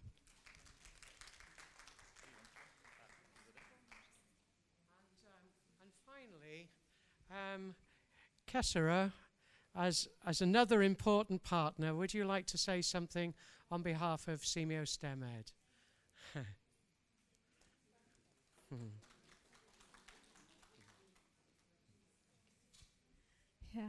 Good afternoon, everybody. On behalf of SEAMEO STEM Ed and with the team of Caravan, with support from Chevron. I would like to say that I can see the passion from every one of you. The passion of would like to learn new things, right? Some of you have been teaching for so many years, and you don't stop learning. Even though the changing technologies, but you don't stop, because in your heart, you would like to give the best to your children. And I think that is how I feel all the time, that I feel honored to work with teachers, because I once would like to be a teacher too. So I'm glad that I can work with teachers, even though I don't teach at school, because every time I work with teachers, I feel that you have the giving heart, and you want to see the better future for your country. And I think if every teacher do their best, like I would like to also honor the Queen, right? Everyone has duty until the end of the day, and she passed away with the dignity and duties. And everyone here, I think you have the dignity and duties that you would like to share the best to your class, school, the country, and in the future the region, that every child has to become responsible citizen of the world, so that we can live in a better place. So it's an honor to work with you, work with Caravan, work with Chevron on this project, and I would like to see more expansion, that your passion continue to expand to other teachers, so that they can do this big task of being the role model for your country. Thank you so much. Well, once again, thank you all for your participation this morning. And this afternoon, we're going to be working with the new teachers and school leaders again back in this room, and you're going to have a real fun experience of STEM and STEM education and engineering design. So this afternoon is an introduction to STEM education and engineering design through a hands-on experience. So I look forward to seeing you back in here at 2 o'clock. The Year 1 teachers, once again, thank you for your wonderful stories, and it's been a joy working with you over this period of time. And I'm so happy to be with you face to face for the first time after spending 8 months with you online, that I can finally now be with you in person. So thank you all, and I'm looking forward to seeing you as a team tomorrow morning again, when we can talk further about your experiences and about what we can do as we move into the future. So thank you everyone, and new teachers, new school leaders, I'll see you back in here at 2 o'clock. Enjoy your lunch, everyone. Thank you very much. Oh, sorry. Коллеги, смотрите, мы подготовили множество подручных материалов, купили много чего для вас, и после обеда будет интересно, то есть не будет лекций, а будет именно вручную вы все это будете делать, и активити будут. Поэтому после обеда будет еще интереснее, не расходитесь, ну, в смысле, после обеда, я имею в виду, прошу вас вернуться сюда. Вот насчет регионов. Смотрите, те учителя, которые Жаңа Талап первый выпуск в прошлом году окончили, они будут проводить курсы эти, то есть они будут делиться опытом. Поэтому для тех, кто не прошел, скажем так, отбор, сейчас отбор уже закончился на второй поток, он стартует уже на следующей неделе, отбор закрыт.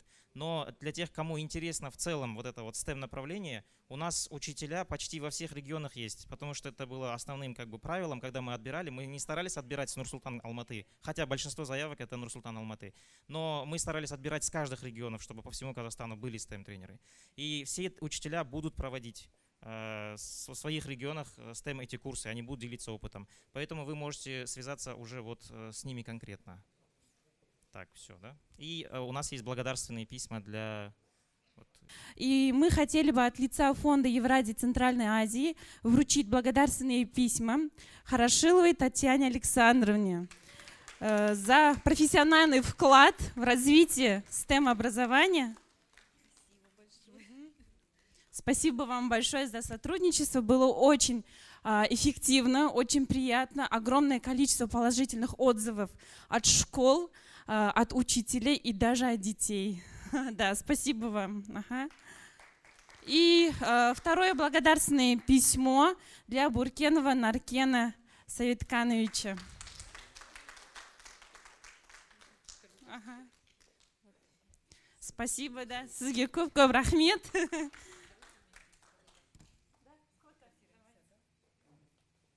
So 5 minutes and we'll be starting.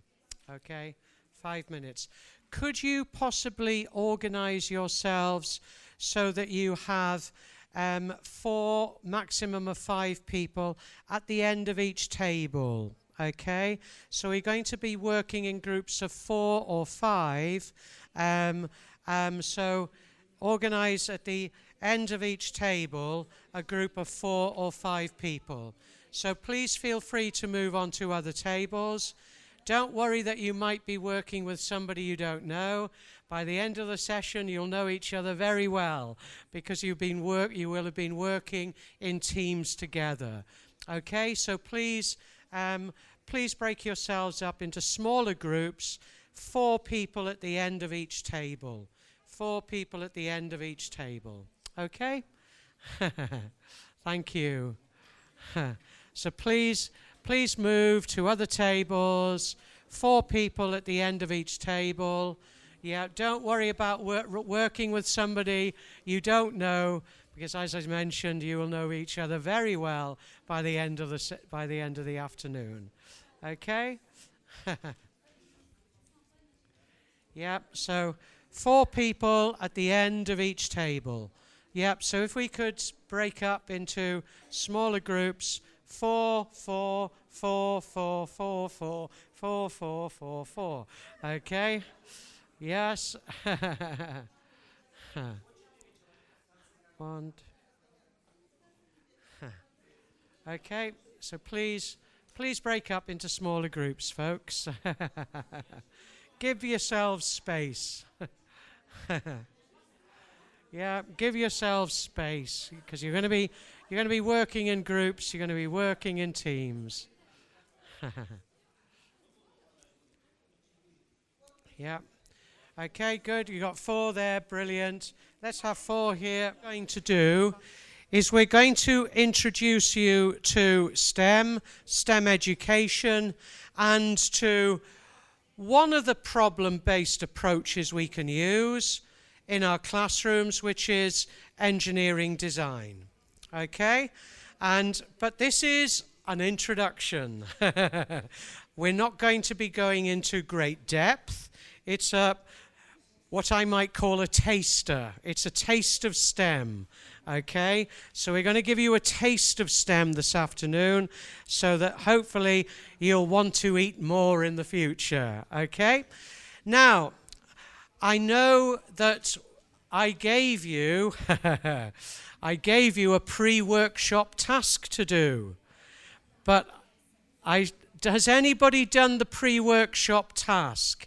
Has anybody built the tower, the paper tower? Anybody build the paper tower? Anybody? Yay! Great. Yes? Good. Anybody else build the paper tower? No? Yeah, I know you've done. Yeah, you did it last year. Okay. Right. That is okay. Thank you. Okay. Do you want to tell everybody about your paper tower? How tall was your tower? Здравствуйте, все участники. Но дело в том, что я учитель физики и математики, поэтому, в принципе, считать я умею. Что такое площади, что такое длина, ширина, что такое высота, я понимаю, потому что объемы мы проходим в математике. Ну, поэтому эти листы белой бумаги, которые нам каждый день нужны для работы, нужно правильно разрезать. И наша башня должна быть устойчивая, значит, основание пошире, высокая, значит, поуже нужно делать, площадь использовать. Ну, как бы подсказывать группе, я постараюсь не подсказывать, конечно, но работать мы все равно будем вместе. То есть тут нужны навыки действительно такого, знаете, вот объемного конструирования. Что не просто вот выстроили, вот вытянули ее, она не будет стоять, нужна устойчивость. То есть нужно думать. Okay, thank you.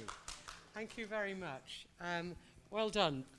Там было задание, типа, столько-то бумаг, надо построить высокую башню. Там задание не стоило, чтобы он стоял прямо, а можно лежа сделать. Типа. И главное здесь задание было, что длина. У кого длиннее, ну не обязательно, что он вертикально стоял, типа горизонтально тоже можно. Вот, и такую можете учитывать. Всем спасибо. How did you make it stand so it was freestanding? How did you make it so it was as high as possible? What was the basis behind your design? What made it successful, do you think? Поставили кружочком, и потом поставили там горизонтально одну бумажку, и третью также поставили таким образом, чтобы внизу было больше бумажек, сверху там поменьше. Таким образом, вы, наверное, все знаете, что Бурдж-Халифу видели, наверное, хотя бы с интернета, да? Таким образом строили, да. Спасибо. Great, okay, that's good. So you were using a series of platforms, and you were so you had a bigger base, and then you were getting smaller and smaller as you built your next stage, your next level. Okay, tell me about yours. Ну, я вообще интересовалась теорией строительства именно башен и смотрела несколько мировых башен, вот какие они бывают. Но это до того, это буквально там 10, может 15 лет назад. И знала, что основание башни заливается бетоном, и вот это основание по принципу матрешки. Значит, нижняя часть должна быть хорошо закреплена. Но мы конкретно разрезали нижние, вот, ну, там буквально по 2 сантиметра, взяли скотч и приклеили к столу. То есть сделали имитацию хорошего закрепления. And I suspect you used lots of tape to hold it together. No, not lots of tape. Okay. Oh, okay, great. Thank you.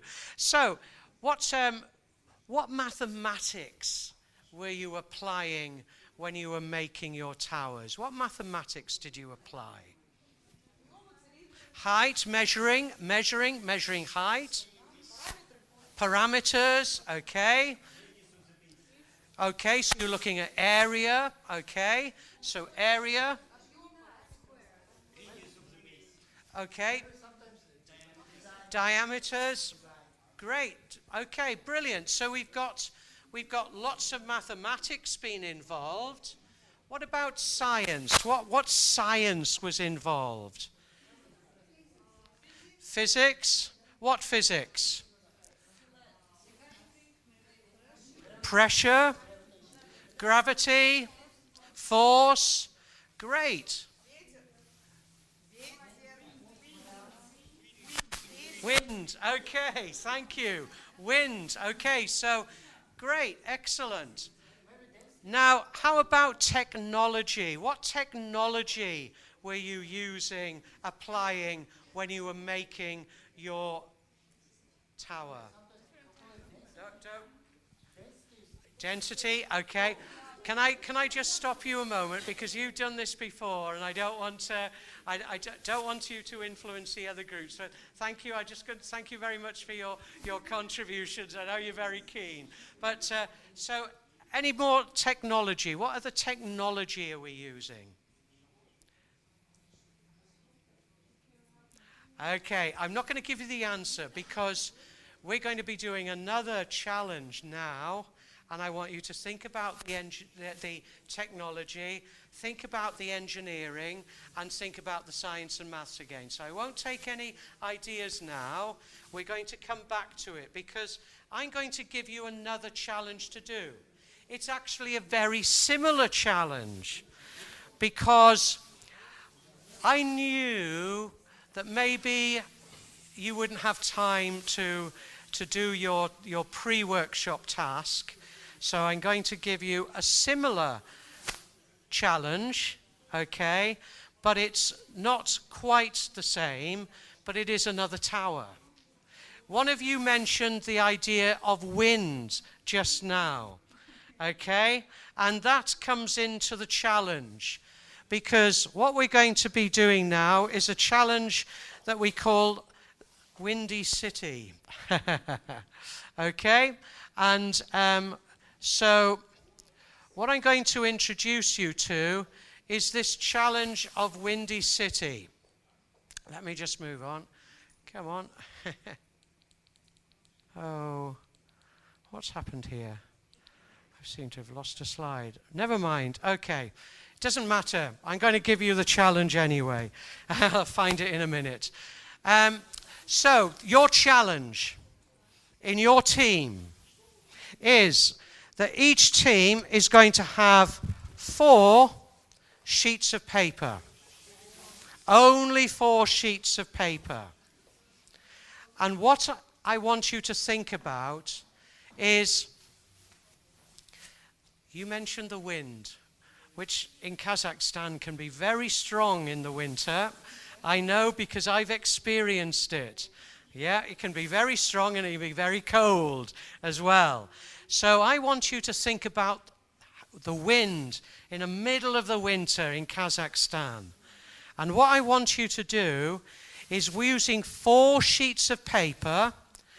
You can also use tape, but you're limited to 1 meter of tape, okay? So that's the limit. So you can take some tape, but only a maximum of 1 meter. 4 sheets of paper, 1 meter of tape, and I want you to build a tower that will not only be the tallest you can make with those 4 sheets of paper, and you can use scissors, so you can do any cutting you wish to do. That's up to you. But also, I don't know whether at each table you have 3 coins, okay? Because on top of your tower, you're going to need to put 3 coins, attach 3 coins. So the tower needs to be able to hold those 3 coins, and it needs to be able to be freestanding.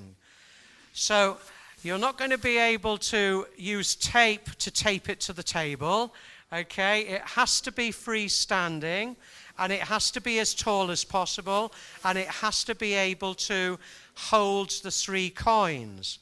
So it has to be strong enough to hold the 3 coins. Now then, before you start your discussions, there is one other aspect to this. I mentioned wind. It's going to need to be able to stand in the wind. And we have the wind here. Okay? We have our wind, our fan. Okay? So this is going to provide the wind. And we're going to test your solutions to the problem with the wind. Okay? So, your challenge, should you choose to accept it, is that you're going to design and build a paper tower as tall as possible that will hold 3 coins, that will be freestanding, and will stand up in the wind. Okay? And I'm going to give you 15 minutes to do this in your teams. Okay? So, one member of your team can come and collect the tape, the 4 sheets of paper, and you can provide the coins. 3 coins.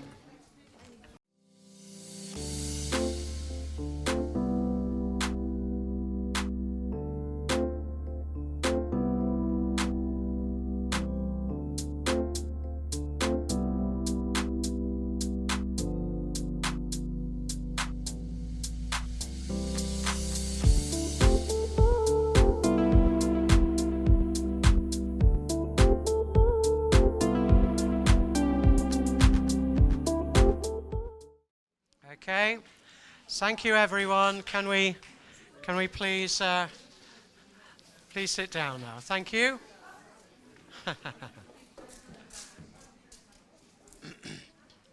Ladies, ladies, can we sit down now, please? Yeah, thank you, thank you. Okay, brilliant. Okay, so thank you, folks. Can we stop the problem solving? And you really get really excited. You don't want to stop, I know.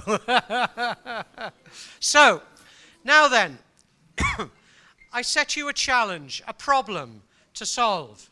Our Windy City problem that you were going to have to design and build a freestanding paper tower that would be able to stand in the wind and also would be able to hold 3 coins.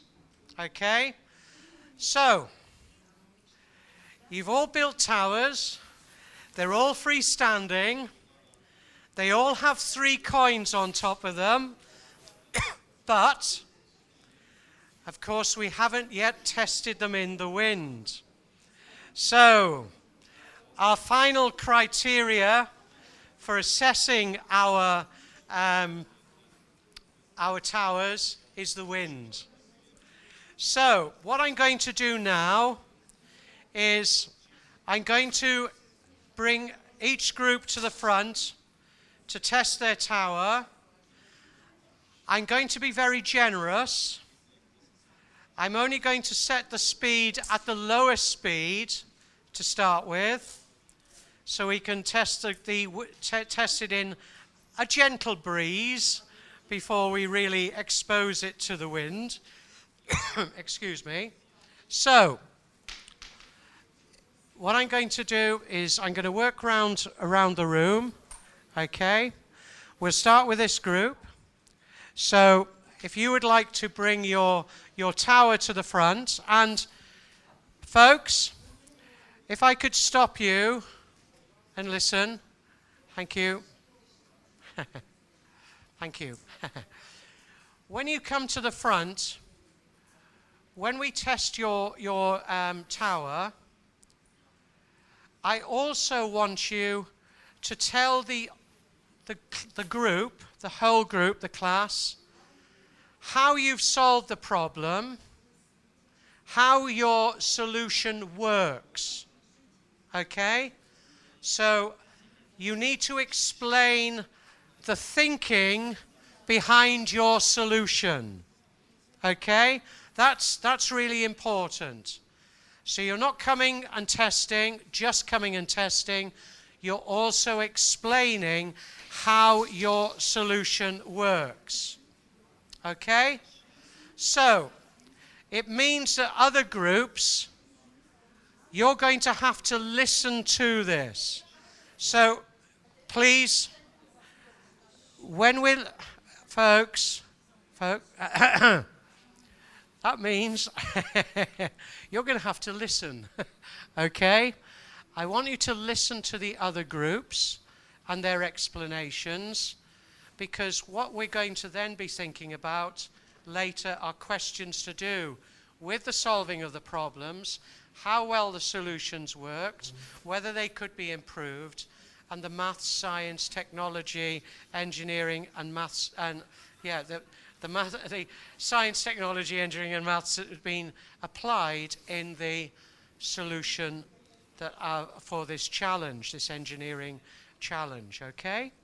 So please listen to the other groups very carefully. So I would ask you to refrain from talking while you listen and observe, okay? Thank you. So, group number 1, could you please come to the front? Could one of you act as the person who is going to present the solution to us? And so please come as a team to the front now to present the solution to the challenge.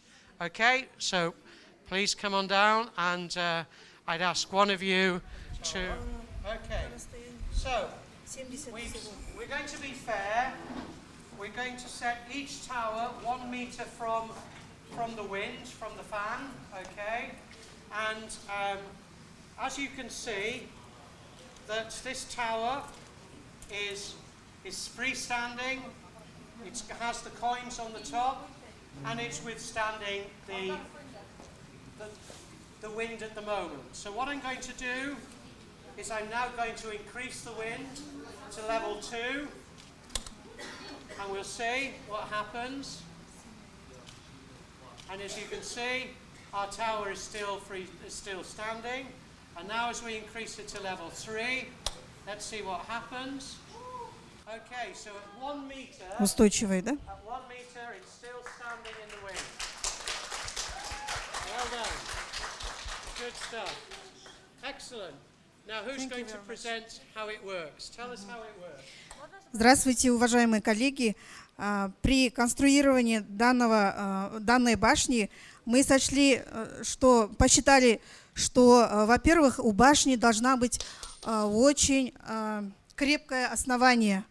Поэтому мы конструировали такое основание из цилиндров, вот как вы видите. А потом уже вот верхушка здания. Это вот как сегодня говорили, один из наших коллег, как Бурдж-Халифа, да, тоже похожие. И сверху вот landing for helicopter, как бы, да, для вертолета сделали вот такое интересное. Мадина, дополнишь? Okay, I've just got one question. So, what is the key, most important thing that helps your tower to be able to withstand the wind? What do you think are the most important things in your design which are helping your tower to stand up? Это вот фундамент, основание. Самое устойчивое мы сделали, чтобы оно было, вот верхушка тоже была устойчивым к любым ветрам Астаны. Okay, well done. Thank you very much. Great, excellent. Thank you very much. Well done, group number 1. Wow. So, group number 2, come on down.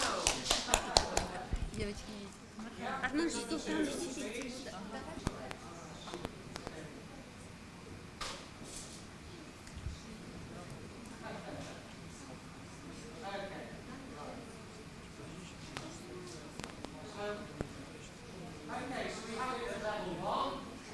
There we are. It's still standing. You can tell that it's moving a little, but it's freestanding. Okay, level 2. Wow, we're doing really well here.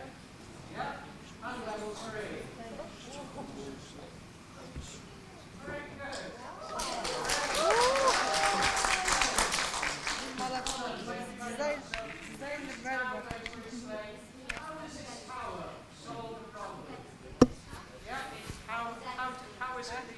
Why is it successful? What have you done to make this a successful solution?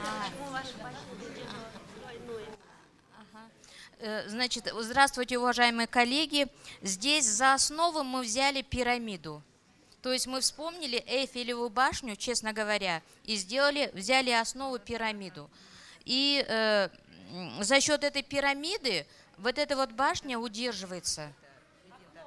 И окна позволяют потоку ветра выдуваться. То есть из-за этого как башня более устойчивая становится. Вот. Но я думаю, что вот эта вот пирамида — это самый такой верный вариант. Well done. I like that idea of having the base, the pyramid base, and also having the slits, the slots for the wind to pass through. That's really interesting. Well done. Thank you very much. Good. Well done, Group 2. Group 3 then. Group 3. Do we have our Group 3? Is that Group 3? What was that? No? Okay, so one group. Okay, so group 3, we're moving on to the next table. Who's going first? Great. Good stuff.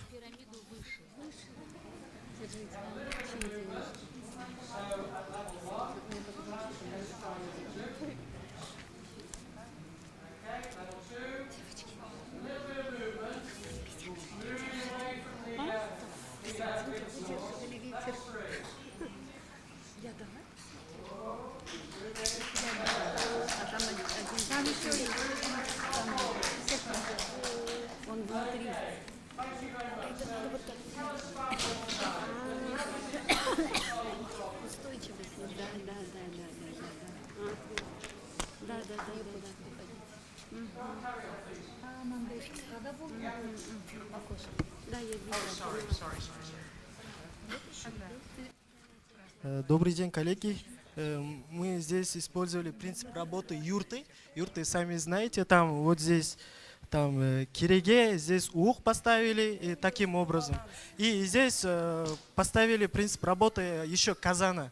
Казана, сами знаете, там ушак, на русском как называется, не знаю.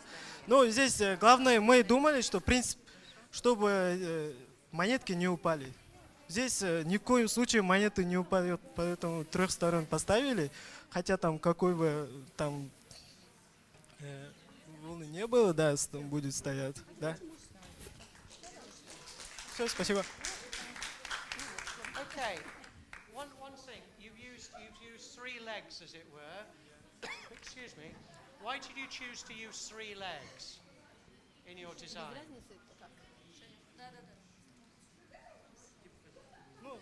Ну, здесь похоже на принцип тоже пирамиды, поэтому использовали там 3 ножки, там если будет там ветер со всех сторон, может удержать ветер со всех сторон, да? В принципе, из-за этого, да, с 3 сторон. Okay, thank you very much. So, yeah, a tripod. Yeah. So what you're describing there is a tripod, and of course, the cameraman here is using a tripod for his camera. Okay. So our next group on this table. Can we have our next group? Yeah. Thank you.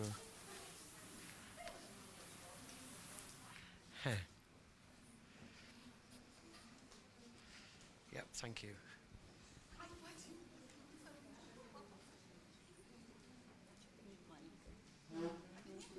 Okay, so Darren's testing. So we've got level 1. Yeah, there's a little bit of movement. Little bit of movement. Level 2. No, still a little bit of movement, but it's still standing. As no.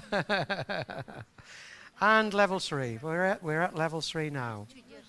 Okay, great. Well done. So, would you like to explain to us how this works? Мына башняны құрастырған кезде біз 4 қағаздың біреуін масса ретінде мына жерде ішіне салып қойдық, чтобы күш болу үшін, осыны ұстап тұратын масса болу үшін. Сосын соңында скотчты пайдалану арқылы оны тағы да закрепили. И биіктігін көтердік, қалған 3 қағазбен.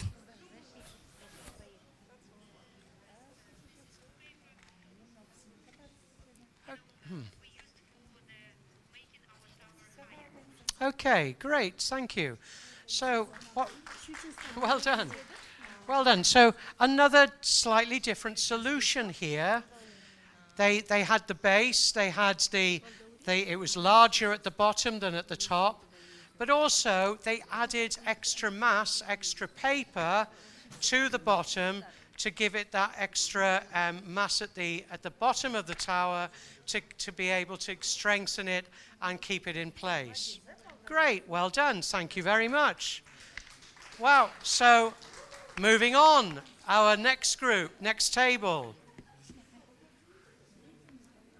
Next table. Come on down, folks. Yeah, please. Come on, yeah, come on, first one. First one, please come. Yeah. Yeah, thank you.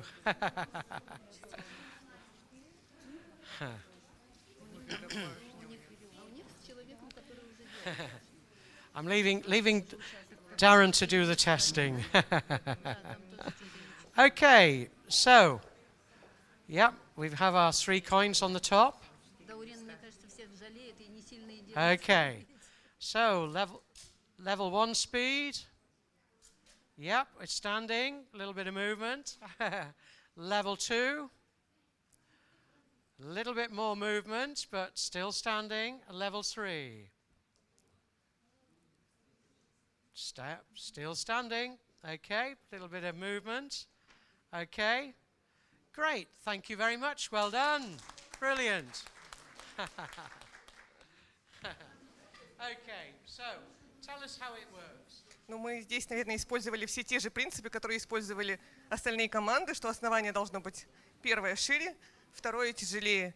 Там не было условия по неиспользованию других материалов, поэтому там мы укрепили, добавили массы с помощью подручных средств, ручки, карандаши и так далее.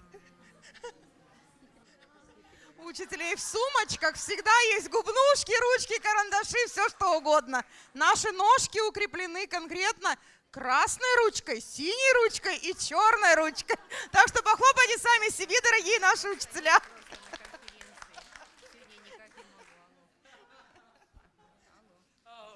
Okay, thank you. I hadn't spotted that. Oh, well done. Okay, you shouldn't have admitted to that. It's a little bit of initiative there. Well done. See, you added mass to your base, but you did it a little bit illegally. But okay, thank you. Well done. It was also the tallest, I know. Okay, thank you. Well done. Good. Right. 2 more towers to do after this. We won't take long. Okay. Whoops, we've dropped our coins. Throwing your money away. Okay. So level 1. Yep. Oh dear. So was that level 1? Yep, level 1. Okay, so unfortunately we've fallen at the first hurdle at level 1. Now tell us how have you solved the problem here, and how might you improve it so that it withstands the wind? Can you give us some ideas? We were using just allowed 4 papers and not additional any material. Yeah. So we tried to be fair with other participants. So we made as possible to make it as possible more tough. Yeah. So it will not break after the wind. But we just used the idea of tripod. Of the tripod, Yeah. yeah. No yeah. other additional Okay. idea. Yeah.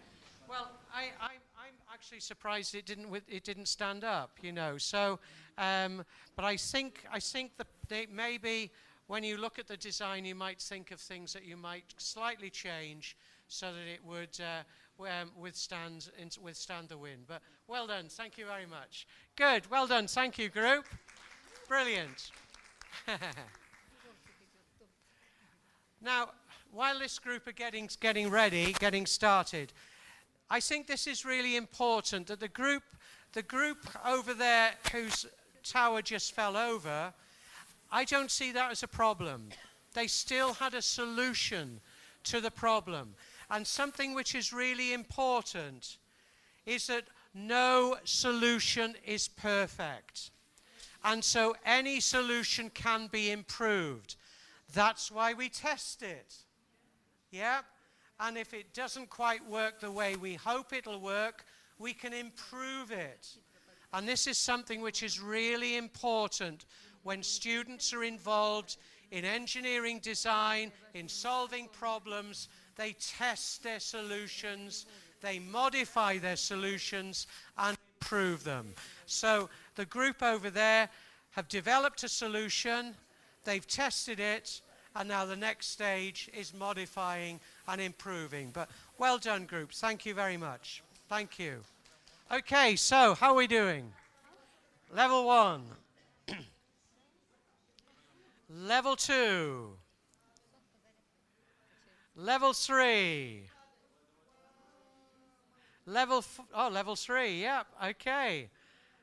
Right, well done. Thank you for that. That's really interesting.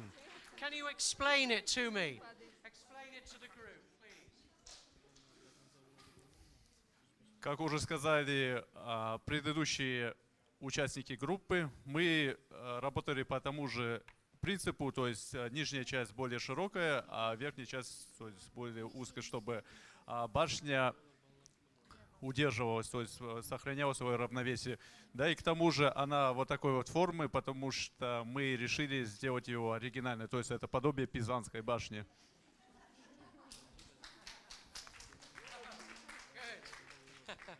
Very good. So it is supposed to lean. Okay, well done. Thank you very much. Good. And our final tower.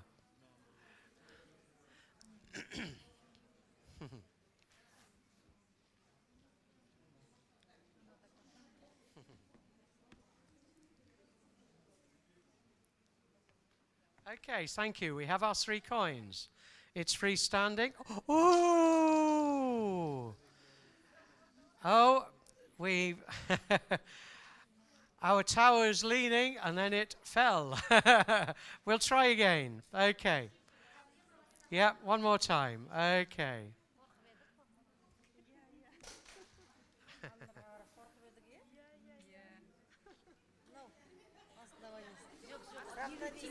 Oh, okay. Right, never mind. Of course, once again, you have a solution, and now you have to think, okay, so how do we modify? How do we improve it? Are there any alternative designs we might use? Well done. Thank you very much. Good. Excellent. Wow. Well, what we can see in the room, everyone, is that every group has a different solution to the challenge, to the problem. And that is what we will always find when we use problem-based learning, project-based learning, inquiry-based learning, and engineering design with our students. We will always find lots of different solutions to the same problem. The key thing here to remember is that we test our solutions, and then we modify and improve our solutions. We may not stick with the same solution. We may think, is there an alternative we could use? And we might then use that alternative and test that and see if it works better. So it is important that when you are using these approaches with the students, you don't just stop at their solution, that you give the students time to modify, to improve, and further test. And something I'm going to come back to again later is that initially the students might develop models which they test, and ultimately those models, from those models they develop prototypes, full prototypes for their solutions, which again, of course, they test, they modify and improve. Well done, everybody. Thank you for that. You've all done very well. And look at something else. Very often you refer, I know you do here in Kazakhstan, you refer to STEM as STEAM. to introduce the arts. And what I also want to introduce the idea is, if the arts is introduced for creativity, well, what have you been doing in the development of your solutions to the problems? It's creativity, it's creative thinking that you're going through. So the creativity is there in the engineering design process, in the problem-solving process. So we are putting into practice creativity when solving the problems. So it doesn't mean that you have to involve the arts. If you think about what you've done, is that you've actually created something here which is a real solution to a problem, and you look at the designs of the buildings here in North Sultan, that wasn't just as a result of engineers solving a problem, it was a result of creativity from the architects and the engineers in developing those buildings. So don't always think that you don't have the creativity if you don't have the arts. There's a lot of creative thinking has gone into these solutions that you've developed, as well as critical thinking. Okay? And you're going to do a little bit of critical thinking now, because in your groups, okay, what I want you to discuss in your groups now are these questions. You have the answers to some of these already, okay? What was the problem? What were the possible solutions that you thought of originally? Which solution did you choose? Why did you choose it? Did your solution solve the problem? How did you know that you'd solved the problem? How successful was your solution? How could it be improved? Are there any alternative solutions that may solve the problem more successfully? So I want you to think about those and discuss those questions now. And of course, what you're doing by doing that, you're thinking critically, you're evaluating. You're evaluating your design and the model, your solution that you've developed. Okay? So in your groups, I want you to discuss those questions now.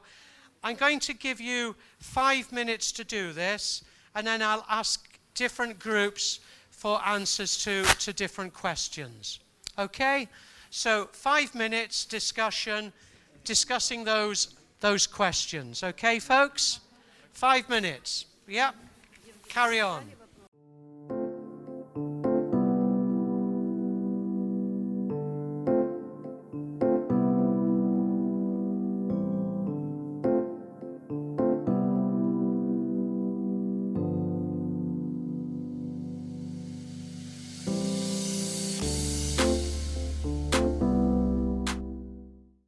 Get, answers to one question from a group and then move on to another and move round. Okay, so we're going to do this quite quickly.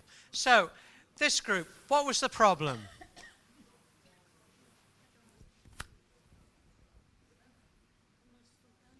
What was the problem?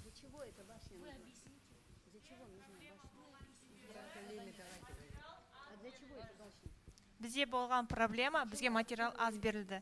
4 ақ парақ берілді, иә? Осын 1 метр скотч пайдалану керек. Сол проблема болды. Сол проблеманы қалай шештік біз? Біз 3 парақты башня қылып алдық, а 1 парақты кестік. Сонымен цилиндр жасадық. Башняның асты мықты болсын деп. Экономдадық материалды.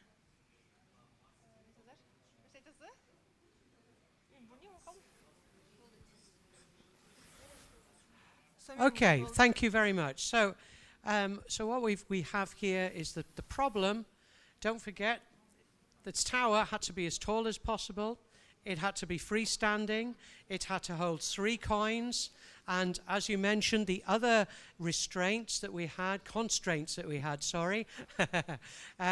was that you only had 4 sheets of paper and 1 meter of tape. okay, and 3 coins. So those were constraints that you had in addition to the problem that you were having to solve. Okay, so how did you solve the problem?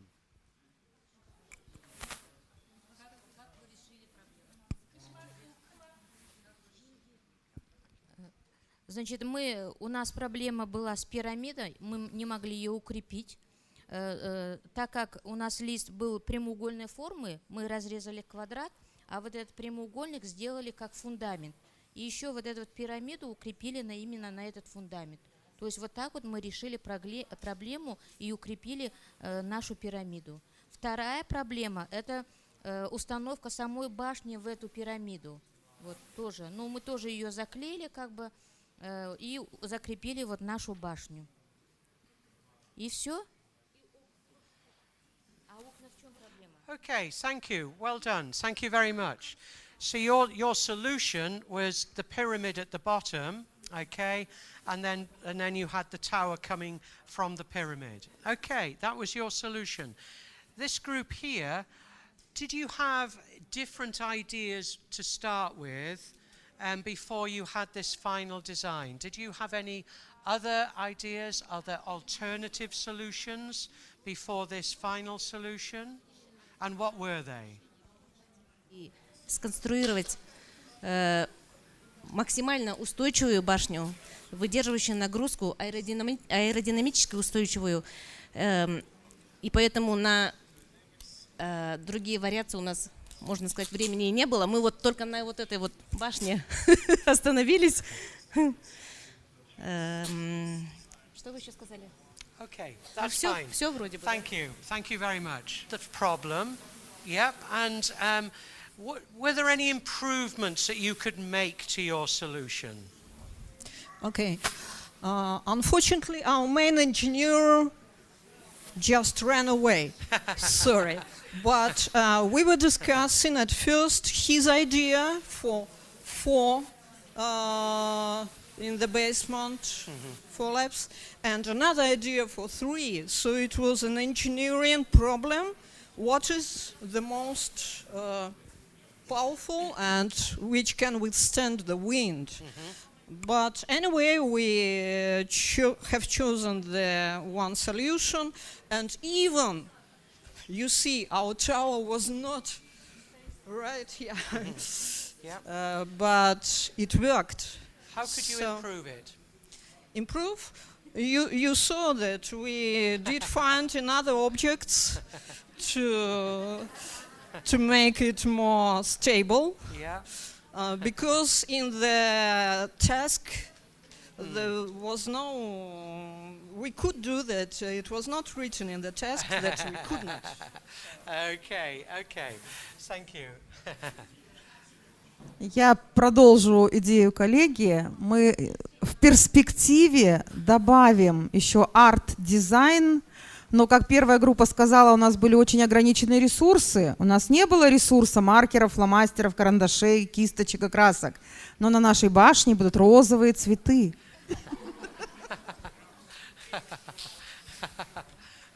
So you're going to introduce some graffiti. Okay, great. Thank you very much. Good. And pass on to the other group. So tell me, are there any alternative solutions that you might have used, that you might use in the future to solve this problem? We should have made better base here, so it will be more stable. That was maybe better solution. And the second problem was with the realization. We made it not stable because we placed our sticks not in an appropriate way. So that was the basic problem in our solution. Okay, thank you very much. So well done. So what we've just gone through is an evaluation of your solutions to the problem. And this is very, very important. Whenever you are engaging the students in problem solving, problem-based learning, engineering design, inquiry-based learning, where they're solving a problem, don't just stop at the solution. Yep, very often I've seen folks who've said, right, well done, everybody got a solution, brilliant, well done everybody, and then the lesson finishes. Okay? It's really important that you give time for evaluation. Even if you ask the students to do it at home when they finished, but they come back the next lesson and they share their evaluation. Okay, so don't leave out the evaluation. It's really important. And it's really important in the real world. With, engineers, they don't just accept that their solution is perfect. They continue to test their solution. Even when it's being used, they have to test it because they might have to improve it. I never forget a wonderful engineering design, the Millennium Bridge in London. I was on the Millennium Bridge in London when it opened. I was going with my wife to the Tate Gallery, the Tate Modern Gallery that day. And we were walking on the bridge. And the bridge was bouncing up and down. It was resonating. Yeah? And I was thinking, well, this is interesting. I'm sure it shouldn't be doing this. Yeah? Or maybe it should be. Maybe it's been designed to do this. But no, it hadn't been. And of course, what they found from that first day was the design needed improving. Yeah, so even when millions of pounds in this case had been spent on this wonderful design by one of the world's best architects and engineers, Sir Norman Forster has won competitions across the world for his architecture. He's even designed schools, actually. I visited a school in Peterborough that he designed.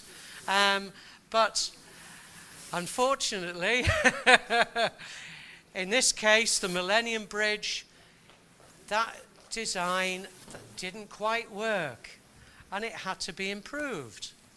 So even the best designers and engineers sometimes get it wrong. And that's important to know. So always involve your students in testing, evaluating, modifying, and improving their solutions. Tell me about the technology involved in your design. Нам была поставлена проблема, она была озвучена, что мы проектируем здание для города Нур-Султан, где большая ветровая нагрузка. Соответственно, здание должно быть, выдерживать эту ветровую нагрузку. Для этого здание не должно быть очень высоким, оно должно быть средней высоты, потому что ветер очень большой. Да? И во-вторых, посмотрите, мы сделали очень большое основание и сделали саму башню очень прочной, она амортизирует, она может отклоняться, но она сохраняет устойчивость. Поэтому вот это решение нашей проектной группы мы считаем наиболее подходящим к условиям нашей столицы. К ветровой нагрузке. Она выдерживает эту ветровую нагрузку. А это не страшно. Для тех, кто живет внутри, это абсолютно дизайнерское решение. Абсолютно безопасно. Okay, so I'm not sure that I could quite live in those conditions. I think I might suffer a little bit from seasickness, maybe. But no, I think I know you've solved the problem, but then of course I know that you'll be thinking about how you might improve it. And have you any thoughts about how you might improve your design? Я согласен, мы обязательно додумаем этот проект, как внутри будут квартиры располагаться, чтобы они как бы оставались в равновесии внутри. Okay, thank you. I'm pleased you thought of that. That's great. Что надо использовать 4 листа ровно, да? Потом 1 метр скотча и никаких подручных этого. Затем на высоту обратили внимание и внешний дизайн, в смысле. А на форму, вот формы у нас были разные идеи, конусообразные. Вот, кстати, основания, да, вначале мы говорили, а потом что-то раз увлеклись формой этим. Мы поняли свою проблему. У нас основания нет. Но зато у нас нет никаких подручных материалов. Кто-то даже предложил здесь в группе у нас внутрь, вот смотрите, ровно как раз эту бутылочку. Да? Но это мы законопослушные же. Мы сразу нет, нельзя сказали. А мне кажется, дети, наоборот, это сделали бы. Тогда его никакой ветер, останы. Потому что не было сказано в правилах. Да, в правилах, видите, мы ровно вот вошли в правила. Вот на это обратили внимание. А затем мы решили проблему. Еще другие-то тоже формы есть, конечно. Основание, да, должно быть, мы согласны с этим, прочным. Угу. Ну а внешний вид вот 4-уровневый. Можно разрисовать, как вы сказали. Мы хотели цветочки эти сверху. Дизайн инженерный. Вот. Да. Хорошо, спасибо. Okay, no, thank you very much for that. I think what I want to say now, which is very important, I know you think, oh, well, yes, we could add the water and we could make it stable that way and that students might do that. I think what we must remember is that we're not just doing this for fun, okay? We're doing this for learning, and we're doing it to help the students understand how engineers work. And one of the things which is very important is there are always constraints. One of the constraints might be the budget. Yep. The engineers always have to work to budget. They can't go over budget. Okay? So one of the constraints is budget. Another constraint might be the materials that they are able to use.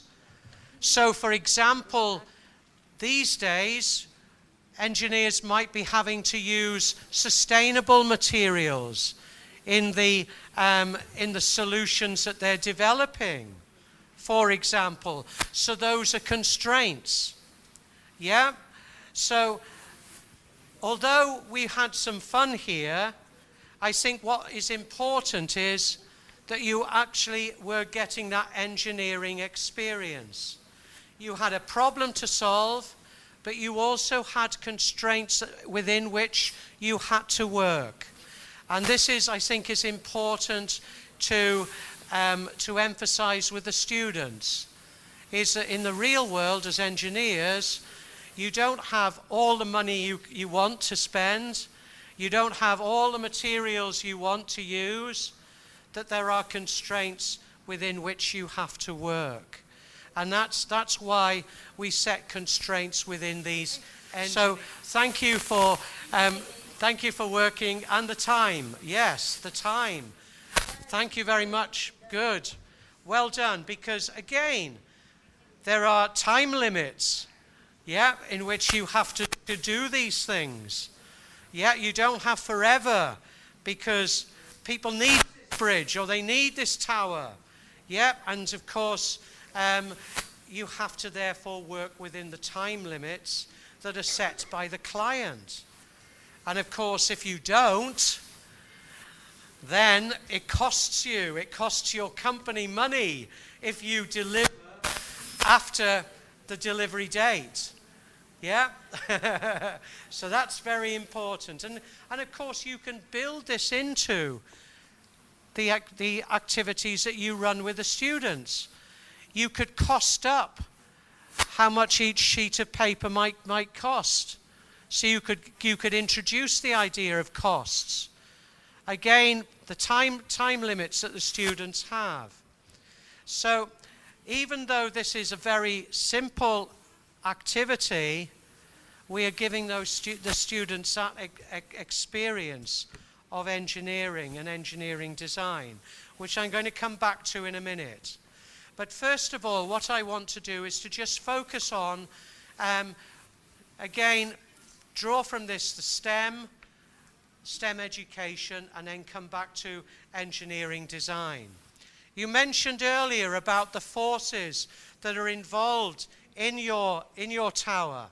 And of course, there are not just the forces that you were thinking about before, but also we've got the lateral force that comes into play with the wind, okay, that some of you were thinking about. You were talking about the aerodynamics of your tower, okay, so you were thinking about that lateral force, the wind load, which was affecting the tower. And of course, we can create that using a wind tunnel maybe, not just a fan. And so that's something I've done with students before, is that they've actually built their own wind tunnel so that they could then test the solutions to the problem. So that brings in another engineering design opportunity for the students. So the forces are really important that you introduced before, okay? There's a lot of physics involved in the design. Don't forget about that. It's really important that always remember that the reason that you're doing this is to develop your learners, to develop learning. So always think about the curriculum that you're teaching and how you're going to use these experiences to help you to teach the curriculum.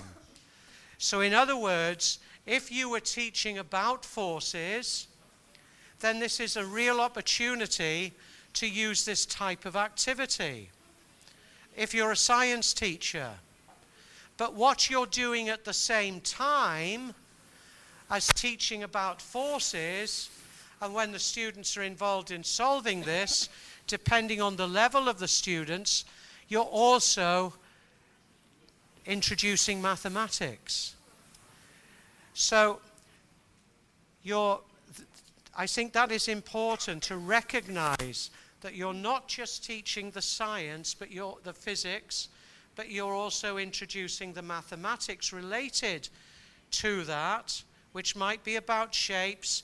It might be equations that you're using with the students to help to calculate the force, okay, involved in these designs. So again, don't forget that you can then be talking to your maths colleagues and saying, okay, what additional maths might I draw from this activity that I'm doing on forces with the students? Yeah? And they might be able to give you some further advice. So work in teams in school, okay, to share what you're doing and to plan together. Even though you're doing it in physics, you can be talking to your maths colleagues.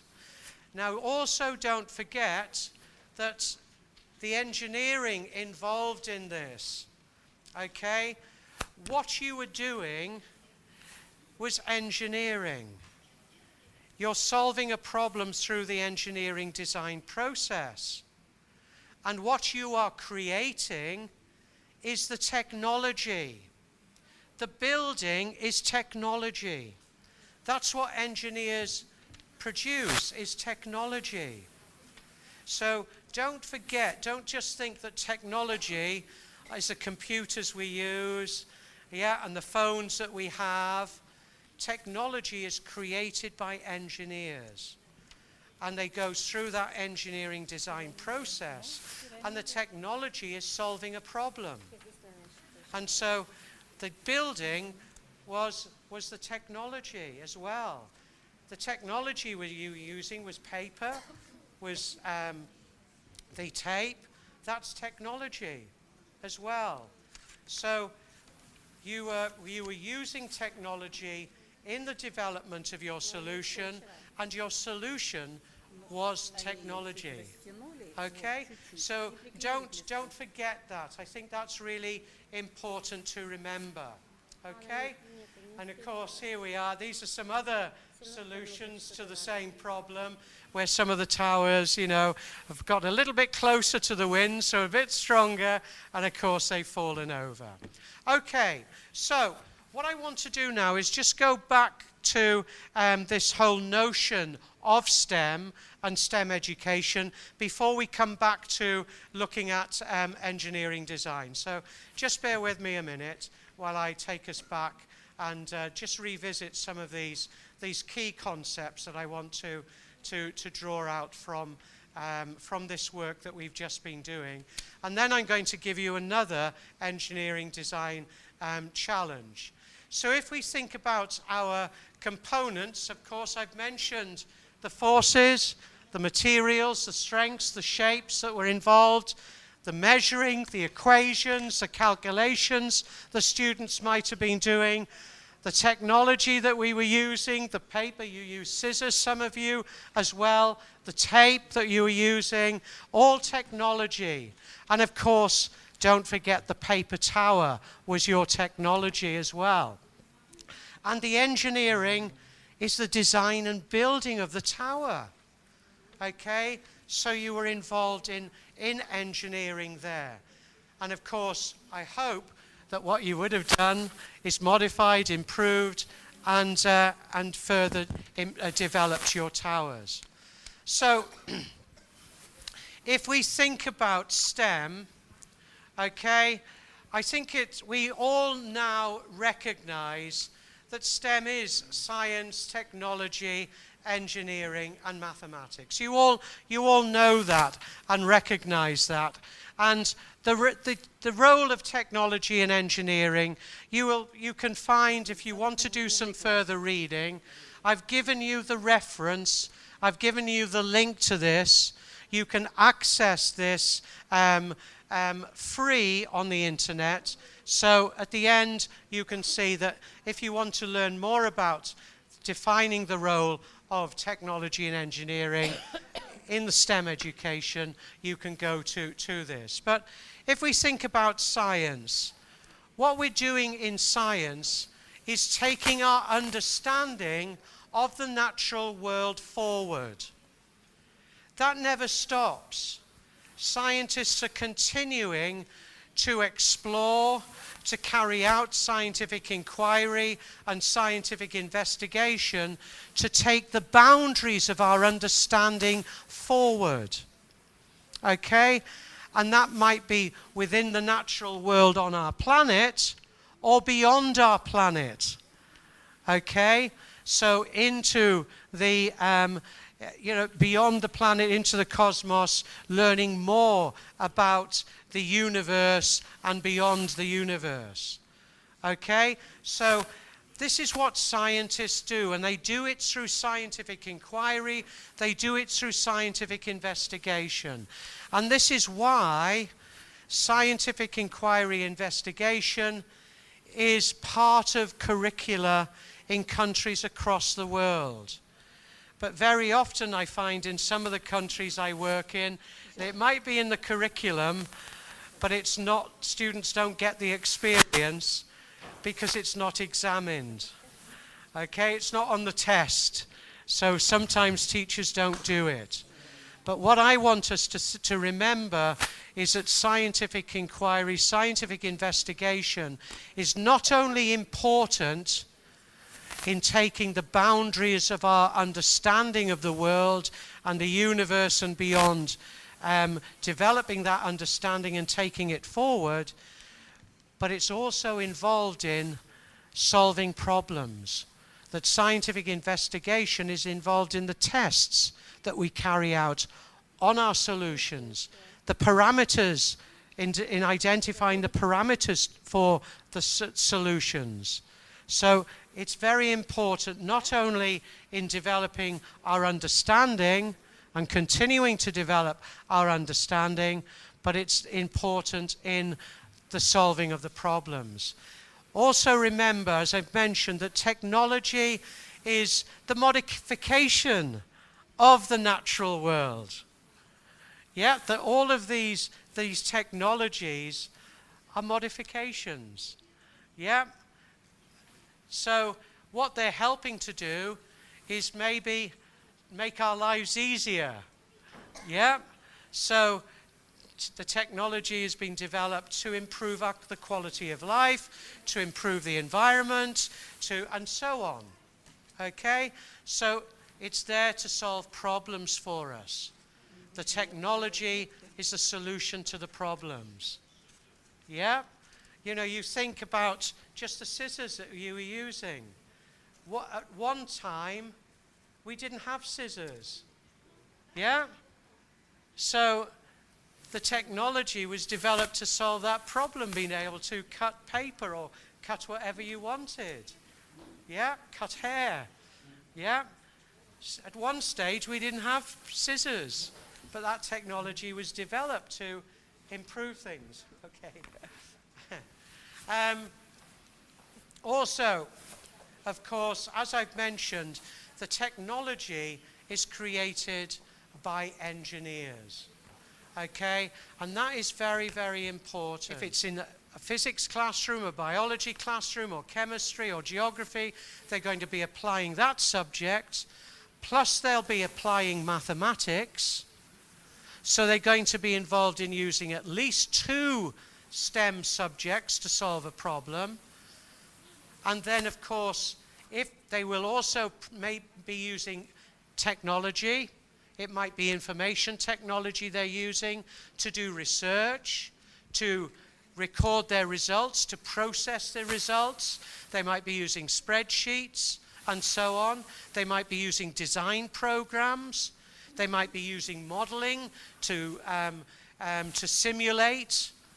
Yeah, so again, we might be using information technology. And then, of course, depending on the problem, it won't always be an engineered solution, but very often it will be, and so the students will be involved in then applying engineering. And of course, the solution will be the technology that they develop as well. So I think it's important then to recognize that STEM education is giving the students that opportunity to see the links between science, technology, engineering, and mathematics, and applying those to solve real problems. And that's why I emphasized before, in STEM classes, we are engaging the students in solving real problems. And I think that's very, very important, because we need a workforce that is able to solve problems. And of course, they don't do that in isolation, they work in teams. And so they work collaboratively. And they also, of course, will be communicating their solutions to the problem. So we are developing that skilled workforce that is required for countries to be competitive. Yeah? And I think that's really important. We integrate through that experience.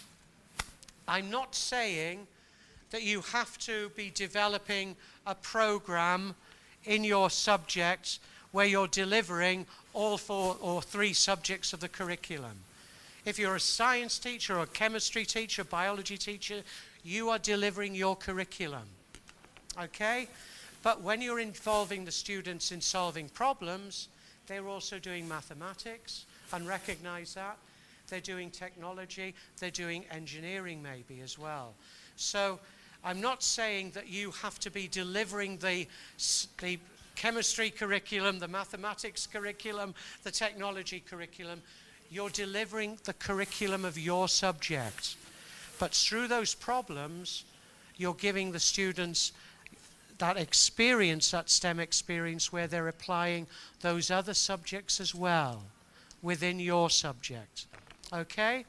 So I'm not saying that you integrate by integrating all of those subjects into one learning experience, that comes naturally by engaging students in solving problems. Okay? So what happens as a result of that is the development of their 21st century skills. And the other thing that we can be doing through these experiences is also engaging students in developing an understanding of the careers involved in STEM, the STEM careers. We can draw from it. But if I just emphasize once again, we can involve students in authentic STEM experiences within our own subjects, and the teachers who were here earlier were telling you they were either mathematics teachers or chemistry teachers or physics teachers or geography teachers or IT. They were telling you how they did it in their subject, not as extracurricular activities. Okay? And so they might have been using active learning experiences, inquiry-based scientific investigation, engineering design, design thinking, problem-based learning, or project-based learning to engage students in solving real problems. These are the approaches we can use in our classrooms to engage students in authentic STEM experiences. And this is what, if you are involved in a future program with us, this is what we'll introduce you to. Okay? Or all of these different approaches we can use in our classrooms to engage students in solving real problems within real contexts. So context-based learning is very, very important to this. Okay, so if we think about the engineering design process, okay, whoops, let's go back again. The process that you were involved in, yeah, the problem had been identified for you. That had been set for you, okay? But what you then had to think about was, what were the risk constraints that were involved? You had to understand the problem that you were having to solve. In other words, this idea of building a tower, but it had to withstand the wind. Okay? You had to understand that, and then you started exploring ideas. Yeah, you started thinking about, how can we solve this problem? And something you might do at that stage is do some research. So the students might be involved in using the internet or books, etc., to do some research in terms of how these problems might have been solved, okay, and how the solutions might work, so that they can develop their own solutions and identify the most appropriate, and then plan and develop their solution. And then most importantly, test and evaluate, yeah, before presenting their solution. But they test, evaluate, and improve, okay? So you were going through that process, but you're going to go through it again and maybe spend more time in these stages shortly when I set you another challenge. So the engineering design process is made simple by thinking of it as 5 stages, okay? And what I'll tell you, what I want to move on to shortly is how we can help students through that by using questions, okay? Remember what we were saying earlier, the other teachers were telling you how important questions are.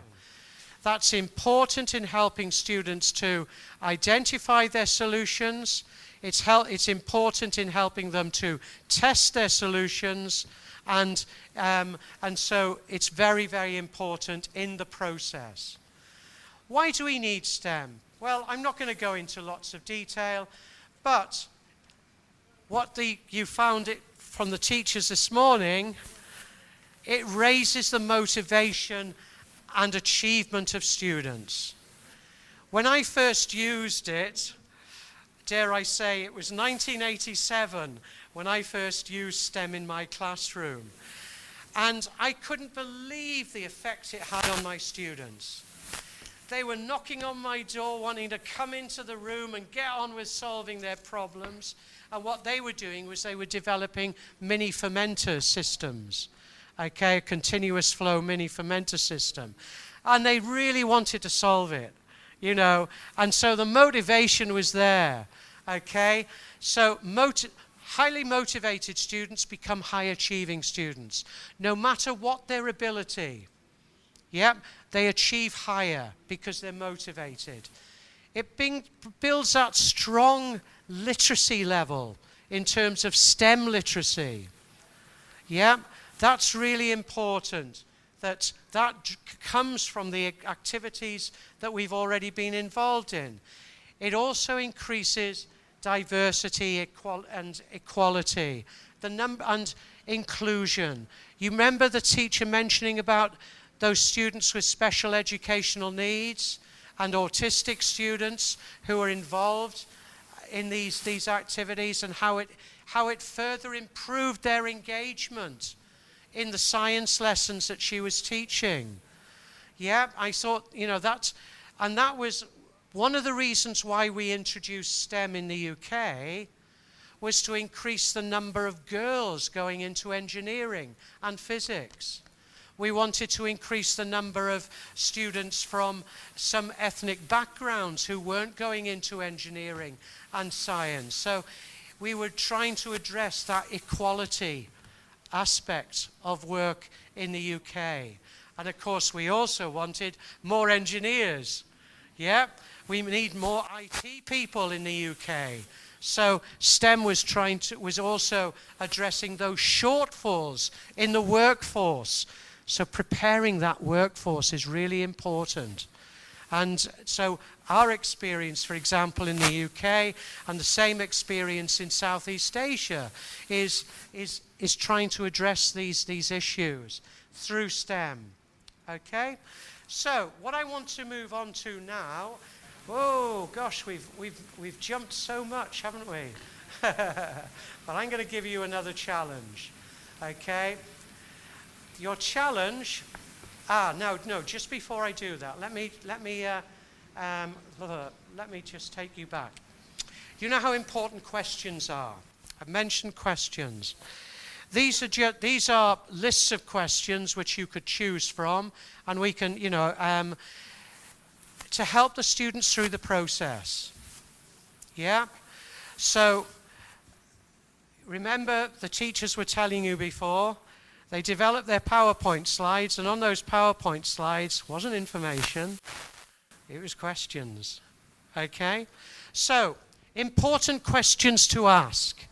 And these, I have to admit, were questions we developed for a problem-solving with industry project in 1988, and slightly adapted since then, but they started on that project. Of course, the first question you're going to ask the students, what's the problem? Yeah? So you've introduced it to them, but you really want them to understand what it is and why it's a problem. Yeah? It might be a problem, but if it's not real and it doesn't need to be solved, then they were not going to want to solve it. So why is there a problem? What needs to be achieved? What do we need to achieve to solve the problem? Yeah? What difficulties might there be? Yeah? So all of these questions, I'm not going to go through them all, but these questions can help the students at that first stage to identify and understand the problem. Okay? And one thing which is very important that I also try to get the students to do is to develop what we call the success criteria. How you will know if you've solved the problem. Yeah? So what will you have done which means that you've solved the problem? Yeah? What will your solution need to do to solve the problem? These are the criteria for success. And these are very important because these then help the students to make decisions as they progress through the process. Yep, so when they're thinking about, well, at the next stage, they're exploring ideas, yeah, that they might use, possible solutions, yeah, solutions that other people have used, etc. When they're doing this research, they'll be thinking about their criteria for success, so that they can then go on to make that solution, make that decision, which solution seems most promising and why. And of course they answer that by using their criteria for success. That helps them to make those decisions. Okay, then they plan, develop. What is the solution? Why have you chosen the solution? Blah, blah, blah. I'm not going to go through all of those. You can go through them in your own time. And similarly, testing and evaluating, which is what you've done, and you've used those questions already this afternoon to evaluate your when you tested and then evaluated your solution. This, I think, is very important. When the students are presenting their solution, they don't just present the solution. Oh, here is our solution, this is how it works. They need to be able to support that with evidence. They need to be able to say why they chose that solution, why that solution and how that solution solves a problem, and what evidence they have to support that. Yeah, that's really important. So in other words, that's why scientific inquiry is so important, that their solution works, that their solution solves the problem. So that's why scientific inquiry is so important. Okay, it provides that evidence. So that's something that I think is very, very important. Yeah, why did you choose this solution and reject others? What evidence did you use to make that decision? Okay, that's very, very important. So, okay, we're going to go on now to our challenge. You're going to have an hour to solve this problem. Okay? So, I want you to imagine that you're camping. Yeah? You've gone up into the mountains and you're camping. Or you've gone out into the steppe and you're camping. And but you need to be able to cook. Now, as you will be aware, and the chemistry teachers from this morning would tell you how dangerous fire is. Yeah? We've got wildfires across the world at the moment, which have been started sometimes by people cooking food. Yeah, with barbecues out in the woods or in the steppe or wherever. Okay? So, you're out there, you want to warm some food, you want to cook some food, you're going to actually cook some toast, okay, from bread. So what you're going to do, you're not going to be making fire, you're going to design and build a solar oven so that you can cook your food, okay, with your solar oven. Okay, so that we don't have any, so that we don't have any fires.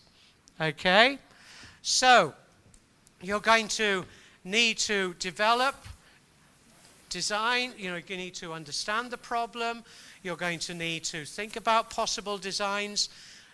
You can do some internet research, okay? You can do some internet research, because that's not going to give you the solution. Yeah, because you have constraints. Your constraints are the equipment that we have here. You're going to work in 8 groups. Do we have 8 groups left? 1, 2, 3, 4, 5, 6, 7, 8. Well, I'm not pleased that some folks have left, but I am now because it means we have 8 groups. Okay. Thank you. So, naughty. Anyway, so what are you going to have, okay? Constraints. It can't be bigger, It can't be longer than 40 centimeters, wider than 40 centimeters, or taller than 10 centimeters. Okay? Those are constraints. Yeah? Take a photo of that because I'm going to move on. You don't have a copy. Okay? So those are the constraints. You're going to have to be able to heat food, toast, okay? But I'm going to give you, you can actually see if you can test it by putting some water in the cup, put the cup in the middle of your solar oven, and use thermometers to see the rise in temperature. Okay? So we're going to make it easier. Okay? Right, so I'm not going to, if you can, get a rise of 20 centimeters, 20 degrees centigrade, okay? A rise in temperature of 20 degrees centigrade, that's great, okay? Depends how much sun we have, okay? So I'm hoping it's going to be sunny, continue to be sunny, okay? You'll need to test, so you're going to need to do some investigations, okay? So you will need to test. You don't need to follow this, okay? You can design your own test, your own investigation, but of course you are going to have to show evidence that it works, okay? And how well it works, okay? So you're going to need to do an investigation. So further constraints are your resources. You have a piece of bread. We'll give you that later, okay? You have the cup, and you can put some water in from the restroom. You have aluminium foil, okay? And you also have plastic wrap, yeah? Temperature gauge or thermometer. Cutting tools, yeah? Scissors, knives. I think you probably only need scissors, actually. You have a food container if you want to use it, okay? So you have a food container, and we've got different shapes and sizes there, but you can only have one, okay? One per group.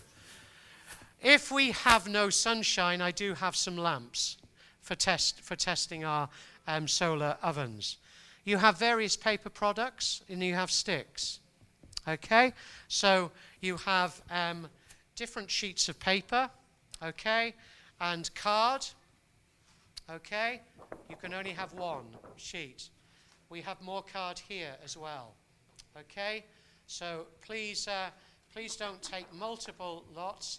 Just take one at a time, okay? So because we've only got enough for 8 groups here, okay? So you now have an hour to solve this problem, okay? Working in your teams. So it's up to you now how you solve this problem, but this is your problem. We're going camping, okay, and we want to be able to cook, and we're going tomorrow, so we need our solar ovens, okay? So let's get to it, folks, okay? Now go through that design process, that engineering design process, step by step, okay? Yep, step by step. We will be testing outside. We do have some sunshine, okay? I can see some shadow. Okay, so we do have some sunshine, so we will be testing outside. Okay, folks, thank you. You can, if you want to use the internet in here, the password, okay, you use the conference link, and the password is big C, big letter C, 1, 2, 3, 4, 5, 6, 7, 8, small letter C. So it's conference, and then the password, big C, 1, 2, 3, 4, 5, 6, 7, 8, small c. Okay, if you want to do some internet research. Okay, so please take the equipment for your group, and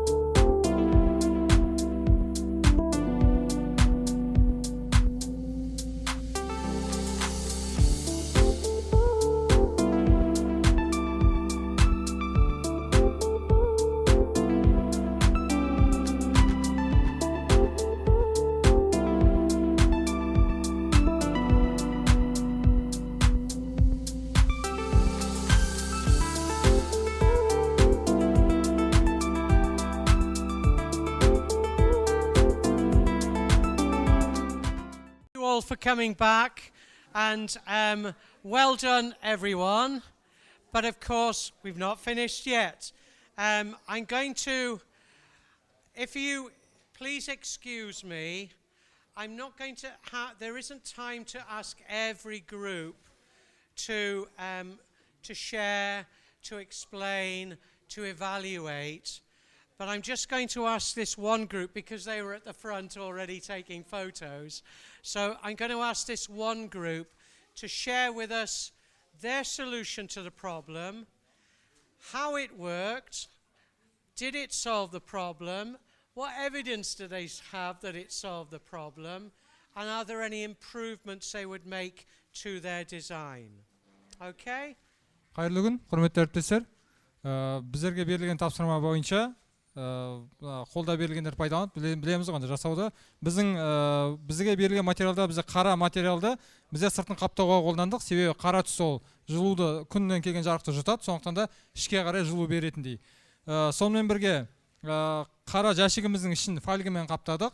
Яғни ол қызуды ұстап тұру үшін түскен қызуды, және үш жағынан, астынан және екі жанынан бағыттаушы фольга сатық. Яғни ол күннің өзгеруіне байланысты біздер оның күннің шағылысын бағыттай аламыз. Ішке қарай шағылысын бағыттау үшін.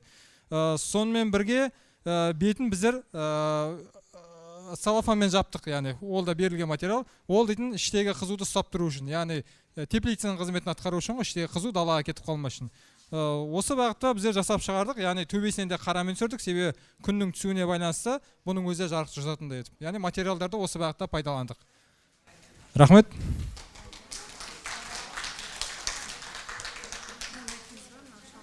Are there any improvements that you would make? Any improvements that you would make? But no, first of all, have you solved the problem? And what evidence do you have that you solved the problem? Жалпы бұның дейтін негізгі жұмыс жасайтыны көлемі неғұрлым біздерде фольгамен жасағанда жетпей қалған, бізде кетіп қалған қателіктер. Ол дейтін кішкене мына бағыттаушыларымыз кішкене ұзын болу керек.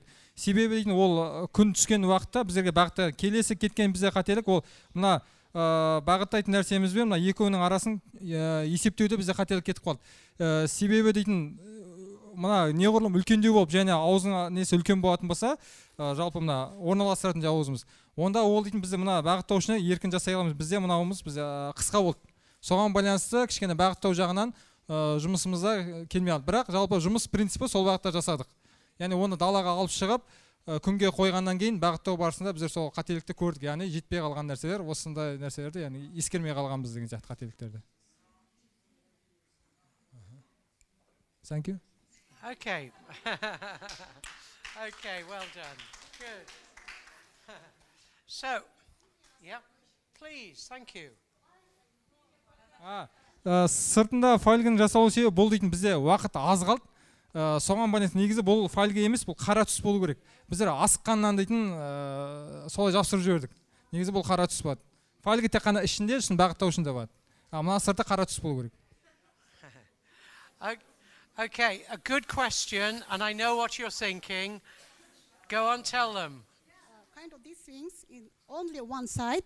I thought it would be some tricky there, so I mean maybe some new idea about this side. Okay, So okay. because they said other sides all in dark, yeah. Sure. Okay, that's great. Thank you. So, as the team have mentioned, it works in the sun. But they made some calculation errors, and there's some other improvements they'd like to make to this to improve its efficiency in heating the food inside the oven. But all of you have done really well. You've all, once again, look at the room. Every solution is different. Yeah, no solution is the same. You've used some common science, so you've been thinking about the absorption of heat, you've been thinking about the reflection of the radiant heat, you've been thinking about the internal reflection, so that you're not losing heat by, in other words, you're applying the greenhouse effect here. So a lot of good science thinking going on. The other thing as well which impressed me was the mathematics. I saw groups doing the calculations for the parabola, some high level mathematics going on in terms of the design of the parabola. So again, good mathematics, good science, and of course you've all been involved in engineering. Yes, you have carried out the engineering design process to develop the technology, the solar oven. So what you've been involved is an authentic STEM experience. You had a real problem of going camping and wanting to be able to heat food when you were camping, and you can't use barbecues now anywhere in the world because of the fires that have been caused. Yeah, and so now we have a solution to that. We can use the solar oven instead of the barbecue. But I'm sure in Australia the barbecues will still be continuing. The Barbie. Anyway, well done everyone. Obviously there isn't time for all of you to present. I would like that because you've all put so much work and thinking. You noticed the conversations which were going on in your groups. You were talking about the science. You were talking about the mathematics. You were discussing the solution, the application of the science and the mathematics in the engineering design process. The thinking that was going on was high-level thinking. There was that creative thinking that was going on, as well as the critical thinking. So, and all of you commented, we worked as a team. This was a team effort, you said to me. Well done, that's great. You were working really well in teams. Different members of the group were doing different things. You were putting things together. You were helping each other. There was a lot of really good cooperative learning, good collaborative work going on in your group. So well done, everyone. And you've evaluated. We were downstairs, I was saying to you, so how might you improve this? And you were telling me, you've been going through that evaluation, testing, evaluating. So if we go back to the process you've just done, you've been involved in an engineering design challenge. First thing, we had the situation and problem. This is another example. This is a store owner wanting a free M&M dispenser, okay? But situation and problem. Your situation was your camping. The problem, you wanted to heat your food. And then, of course, you were exploring the ideas. And this was good. Bill was saying to me, the conversations which were going on at that stage were really impressive because you were sharing ideas then. You were thinking of different solutions. You were doing some research. That was fine. You did research. You found box ovens, parabolic solar ovens. And so you were thinking about possible solutions. And then, of course, you then thought which one might work the best. You were also thinking about the criteria, the tools you had, the constraints.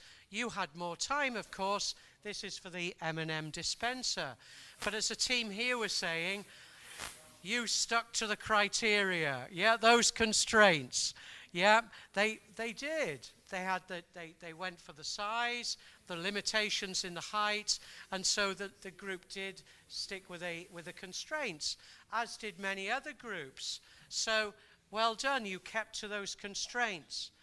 You had those resources to use. And of course today, we've been using very simple resources.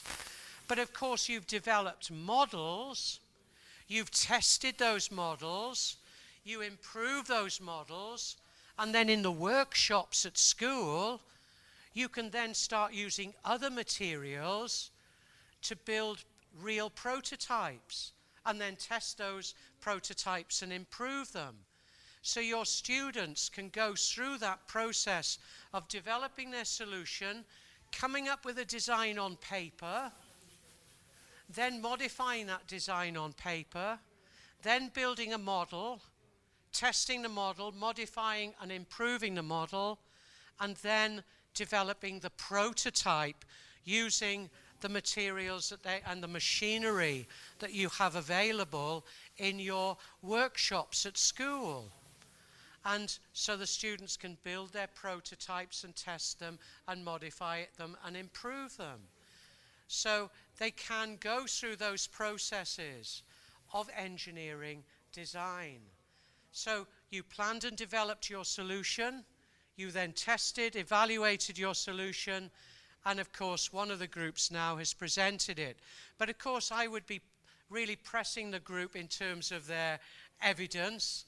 Yeah, have you solved it? How do you know you've solved it? What evidence do you have that you solved it? Why did you choose this instead of that? What evidence have you got for those decisions? So again, during that communication, that presentation of the results, that's really important. And I gave you those questions earlier. These are some other facts related to M&Ms. I'm not going to go through that. But I think, as I mentioned earlier, don't forget about these facilitating questions. Students, these questions on a sheet of paper. I used to have them in my room, on the wall, as steps. Yeah? So as the students were going through the process, they were using these questions. Also, I would use the questions when I'm facilitating. So, what is the problem? Why is it a problem? Why do you need to solve it? Yeah? What ideas do you have to solve the problem? What is your idea? What are you going to do? What solution? You know, so all of these questions would be in my head, and I'd be asking students as they're involved in the process. So facilitating is really important. You can have the questions on the wall, you can have them on a card that you give the students every time you're doing an engineering design problem. What happens ultimately is the students get used to these questions and they start asking those questions themselves. They do it automatically. When they're given a problem, what is the problem? Why is it a problem? Why do we need to solve it? Yeah? So they start going through that process automatically. And they don't look at the wall to see what the questions are or the sheet. Yeah? They are thinking their way through the problem. They're using these questions. But I would use them to start with. Either put them on the wall or put them on a card that you use every time, or cards that you use every time. So have a look at these. Also, what we're going to do, I know you've not got copies of this PowerPoint, so we will have it sent to you, okay? So you will have a copy of it. I've also included a rubric, okay? So when the students are doing an engineering design challenge, this is a rubric, a generic rubric that you could use to assess the students, or for the students to assess each other, or for the students to self-assess. Okay? So it's a generic one that you can use for any engineering design challenge. You've done a challenge. You've done 2 challenges today: the Windy City Tower, and you've done the solar oven challenge. There are lots of others that you can do. Don't forget the evaluation. That's always important, and I would normally ensure that you did it. Also, don't forget about, the application of this. Solar ovens are becoming more and more important across the world for people to be able to cook in countries across the world. It's a sustainable fuel. Okay, so it's something that people can have access to. Okay, so it is becoming very important across the world. Don't forget about the science. Look at all that science involved in this that you were all telling me about. Yeah, you were telling me about heat transfer. Yeah, that's an important part of physics that you do, is heat transfer. So you could, if you're teaching heat transfer in physics, you could use the solar oven challenge as a way of teaching the content to do with heat transfer. Okay, so rather than you teaching it in a formal way with the students develop their understanding of conduction, convection, radiation through the challenge. Yeah, so don't forget, you're developing the science, you're involving the students in developing technology, the solar oven, as well as the technology that they're using when making it during the engineering design process. And think of all of that mathematics that was going on. And high-level mathematics, when you were thinking about the parabola. Yeah, and getting that right. Brilliant. Really good mathematics involved there. But you might be doing it in your physics lesson. But in your physics lesson, you're engaging the students in an authentic STEM experience, and you're also involving them in mathematics, technology, and engineering in your normal physics lesson, not as a out of the classroom special project that the students are doing as a STEM project. Okay, so you can do it back in your classroom. Yeah. And don't forget the process that you've just gone through. Identifying the problem, exploring the ideas related to it, planning and developing your solution, testing and evaluating, and presenting it. Okay? You've been involved in that, the engineering design process. And that's what engineers do. So your students are involved in that process that engineers are involved in every day. Okay? So I'm not going to get you to reflect now, there isn't time, but have a look at this later, okay? Reflect on what you did in your design challenge. Also, there in the PowerPoint that you're going to have, I'm giving you other examples of challenges that you could use. Also, I'm giving you some lists of possible challenges that you could do in your classes. You know, developing a safer feeder for dangerous animals. Yeah, developing a marble sorting machine or a real serious one, okay? Developing a bridge out of recycled materials that could be used by one person maybe during a flood, or by a family during a flood. Yeah, and of course, again, there are countries across the world today who are suffering from really bad flooding. Yeah, so that's a real problem for the students. I've given you references here, okay? Whoa.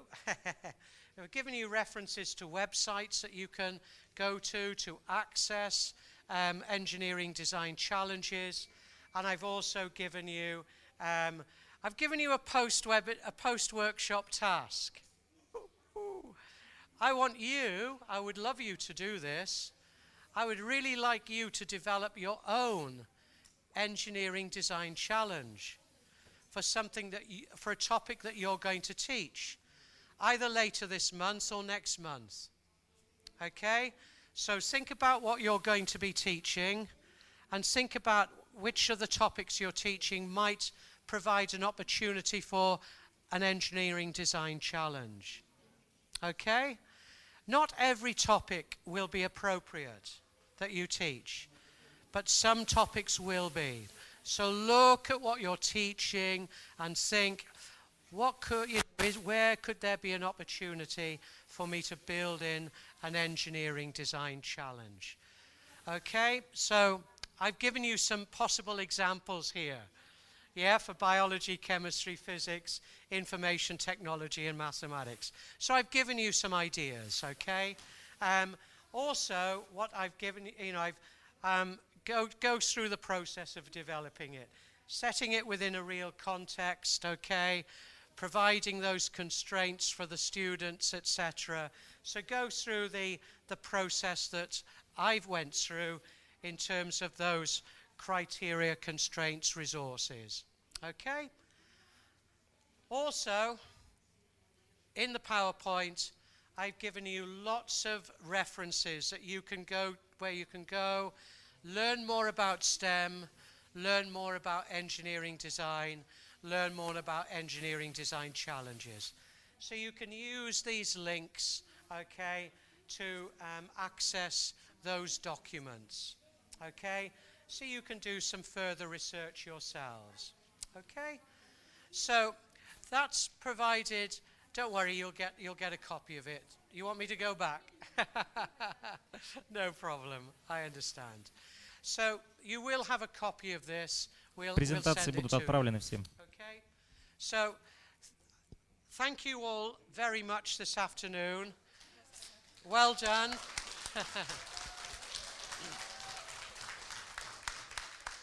Thank you for all your participation.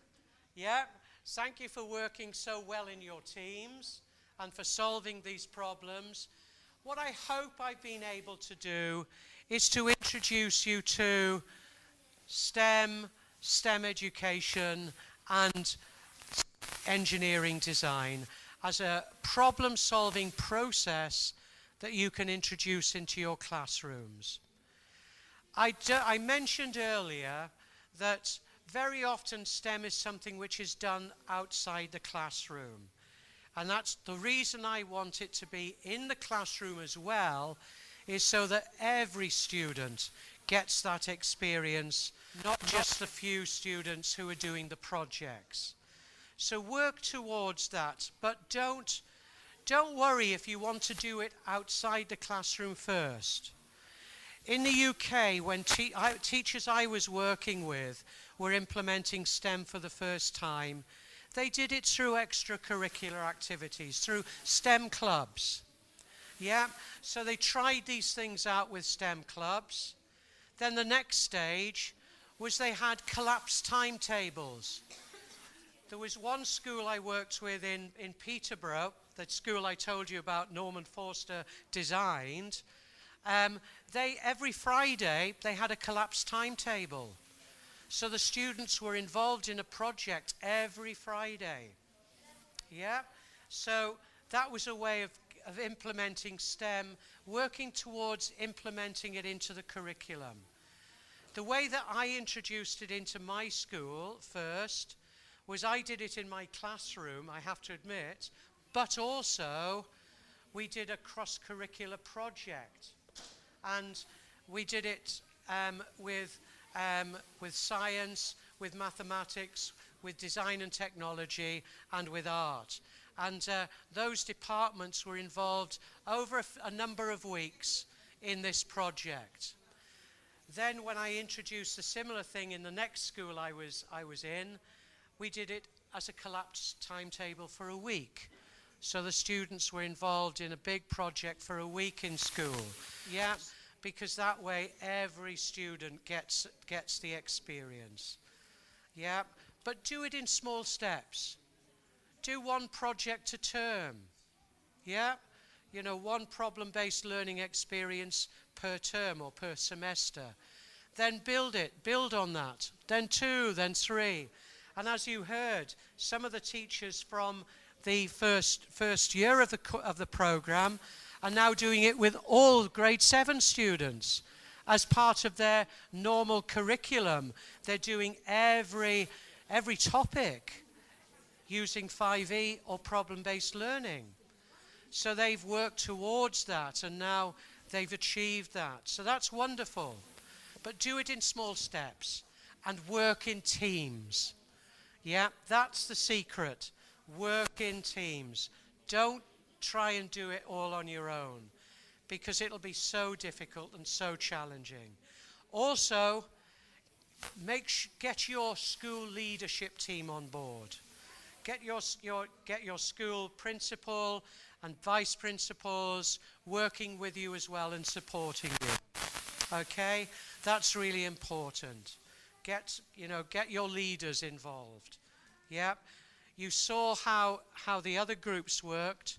Not only plan together, but then work as PLCs, not only in the planning, but in the implementation, in the reflection, in the further improvement and further development. Work as PLCs. Yeah, it really works well. Okay? Thank you all very much. Fortunately, I've not given you time for questions. I do apologize. But I hope, as I said to you earlier, I hope I've given you that taste. And I hope that you'll want to eat more STEM, okay, in the future.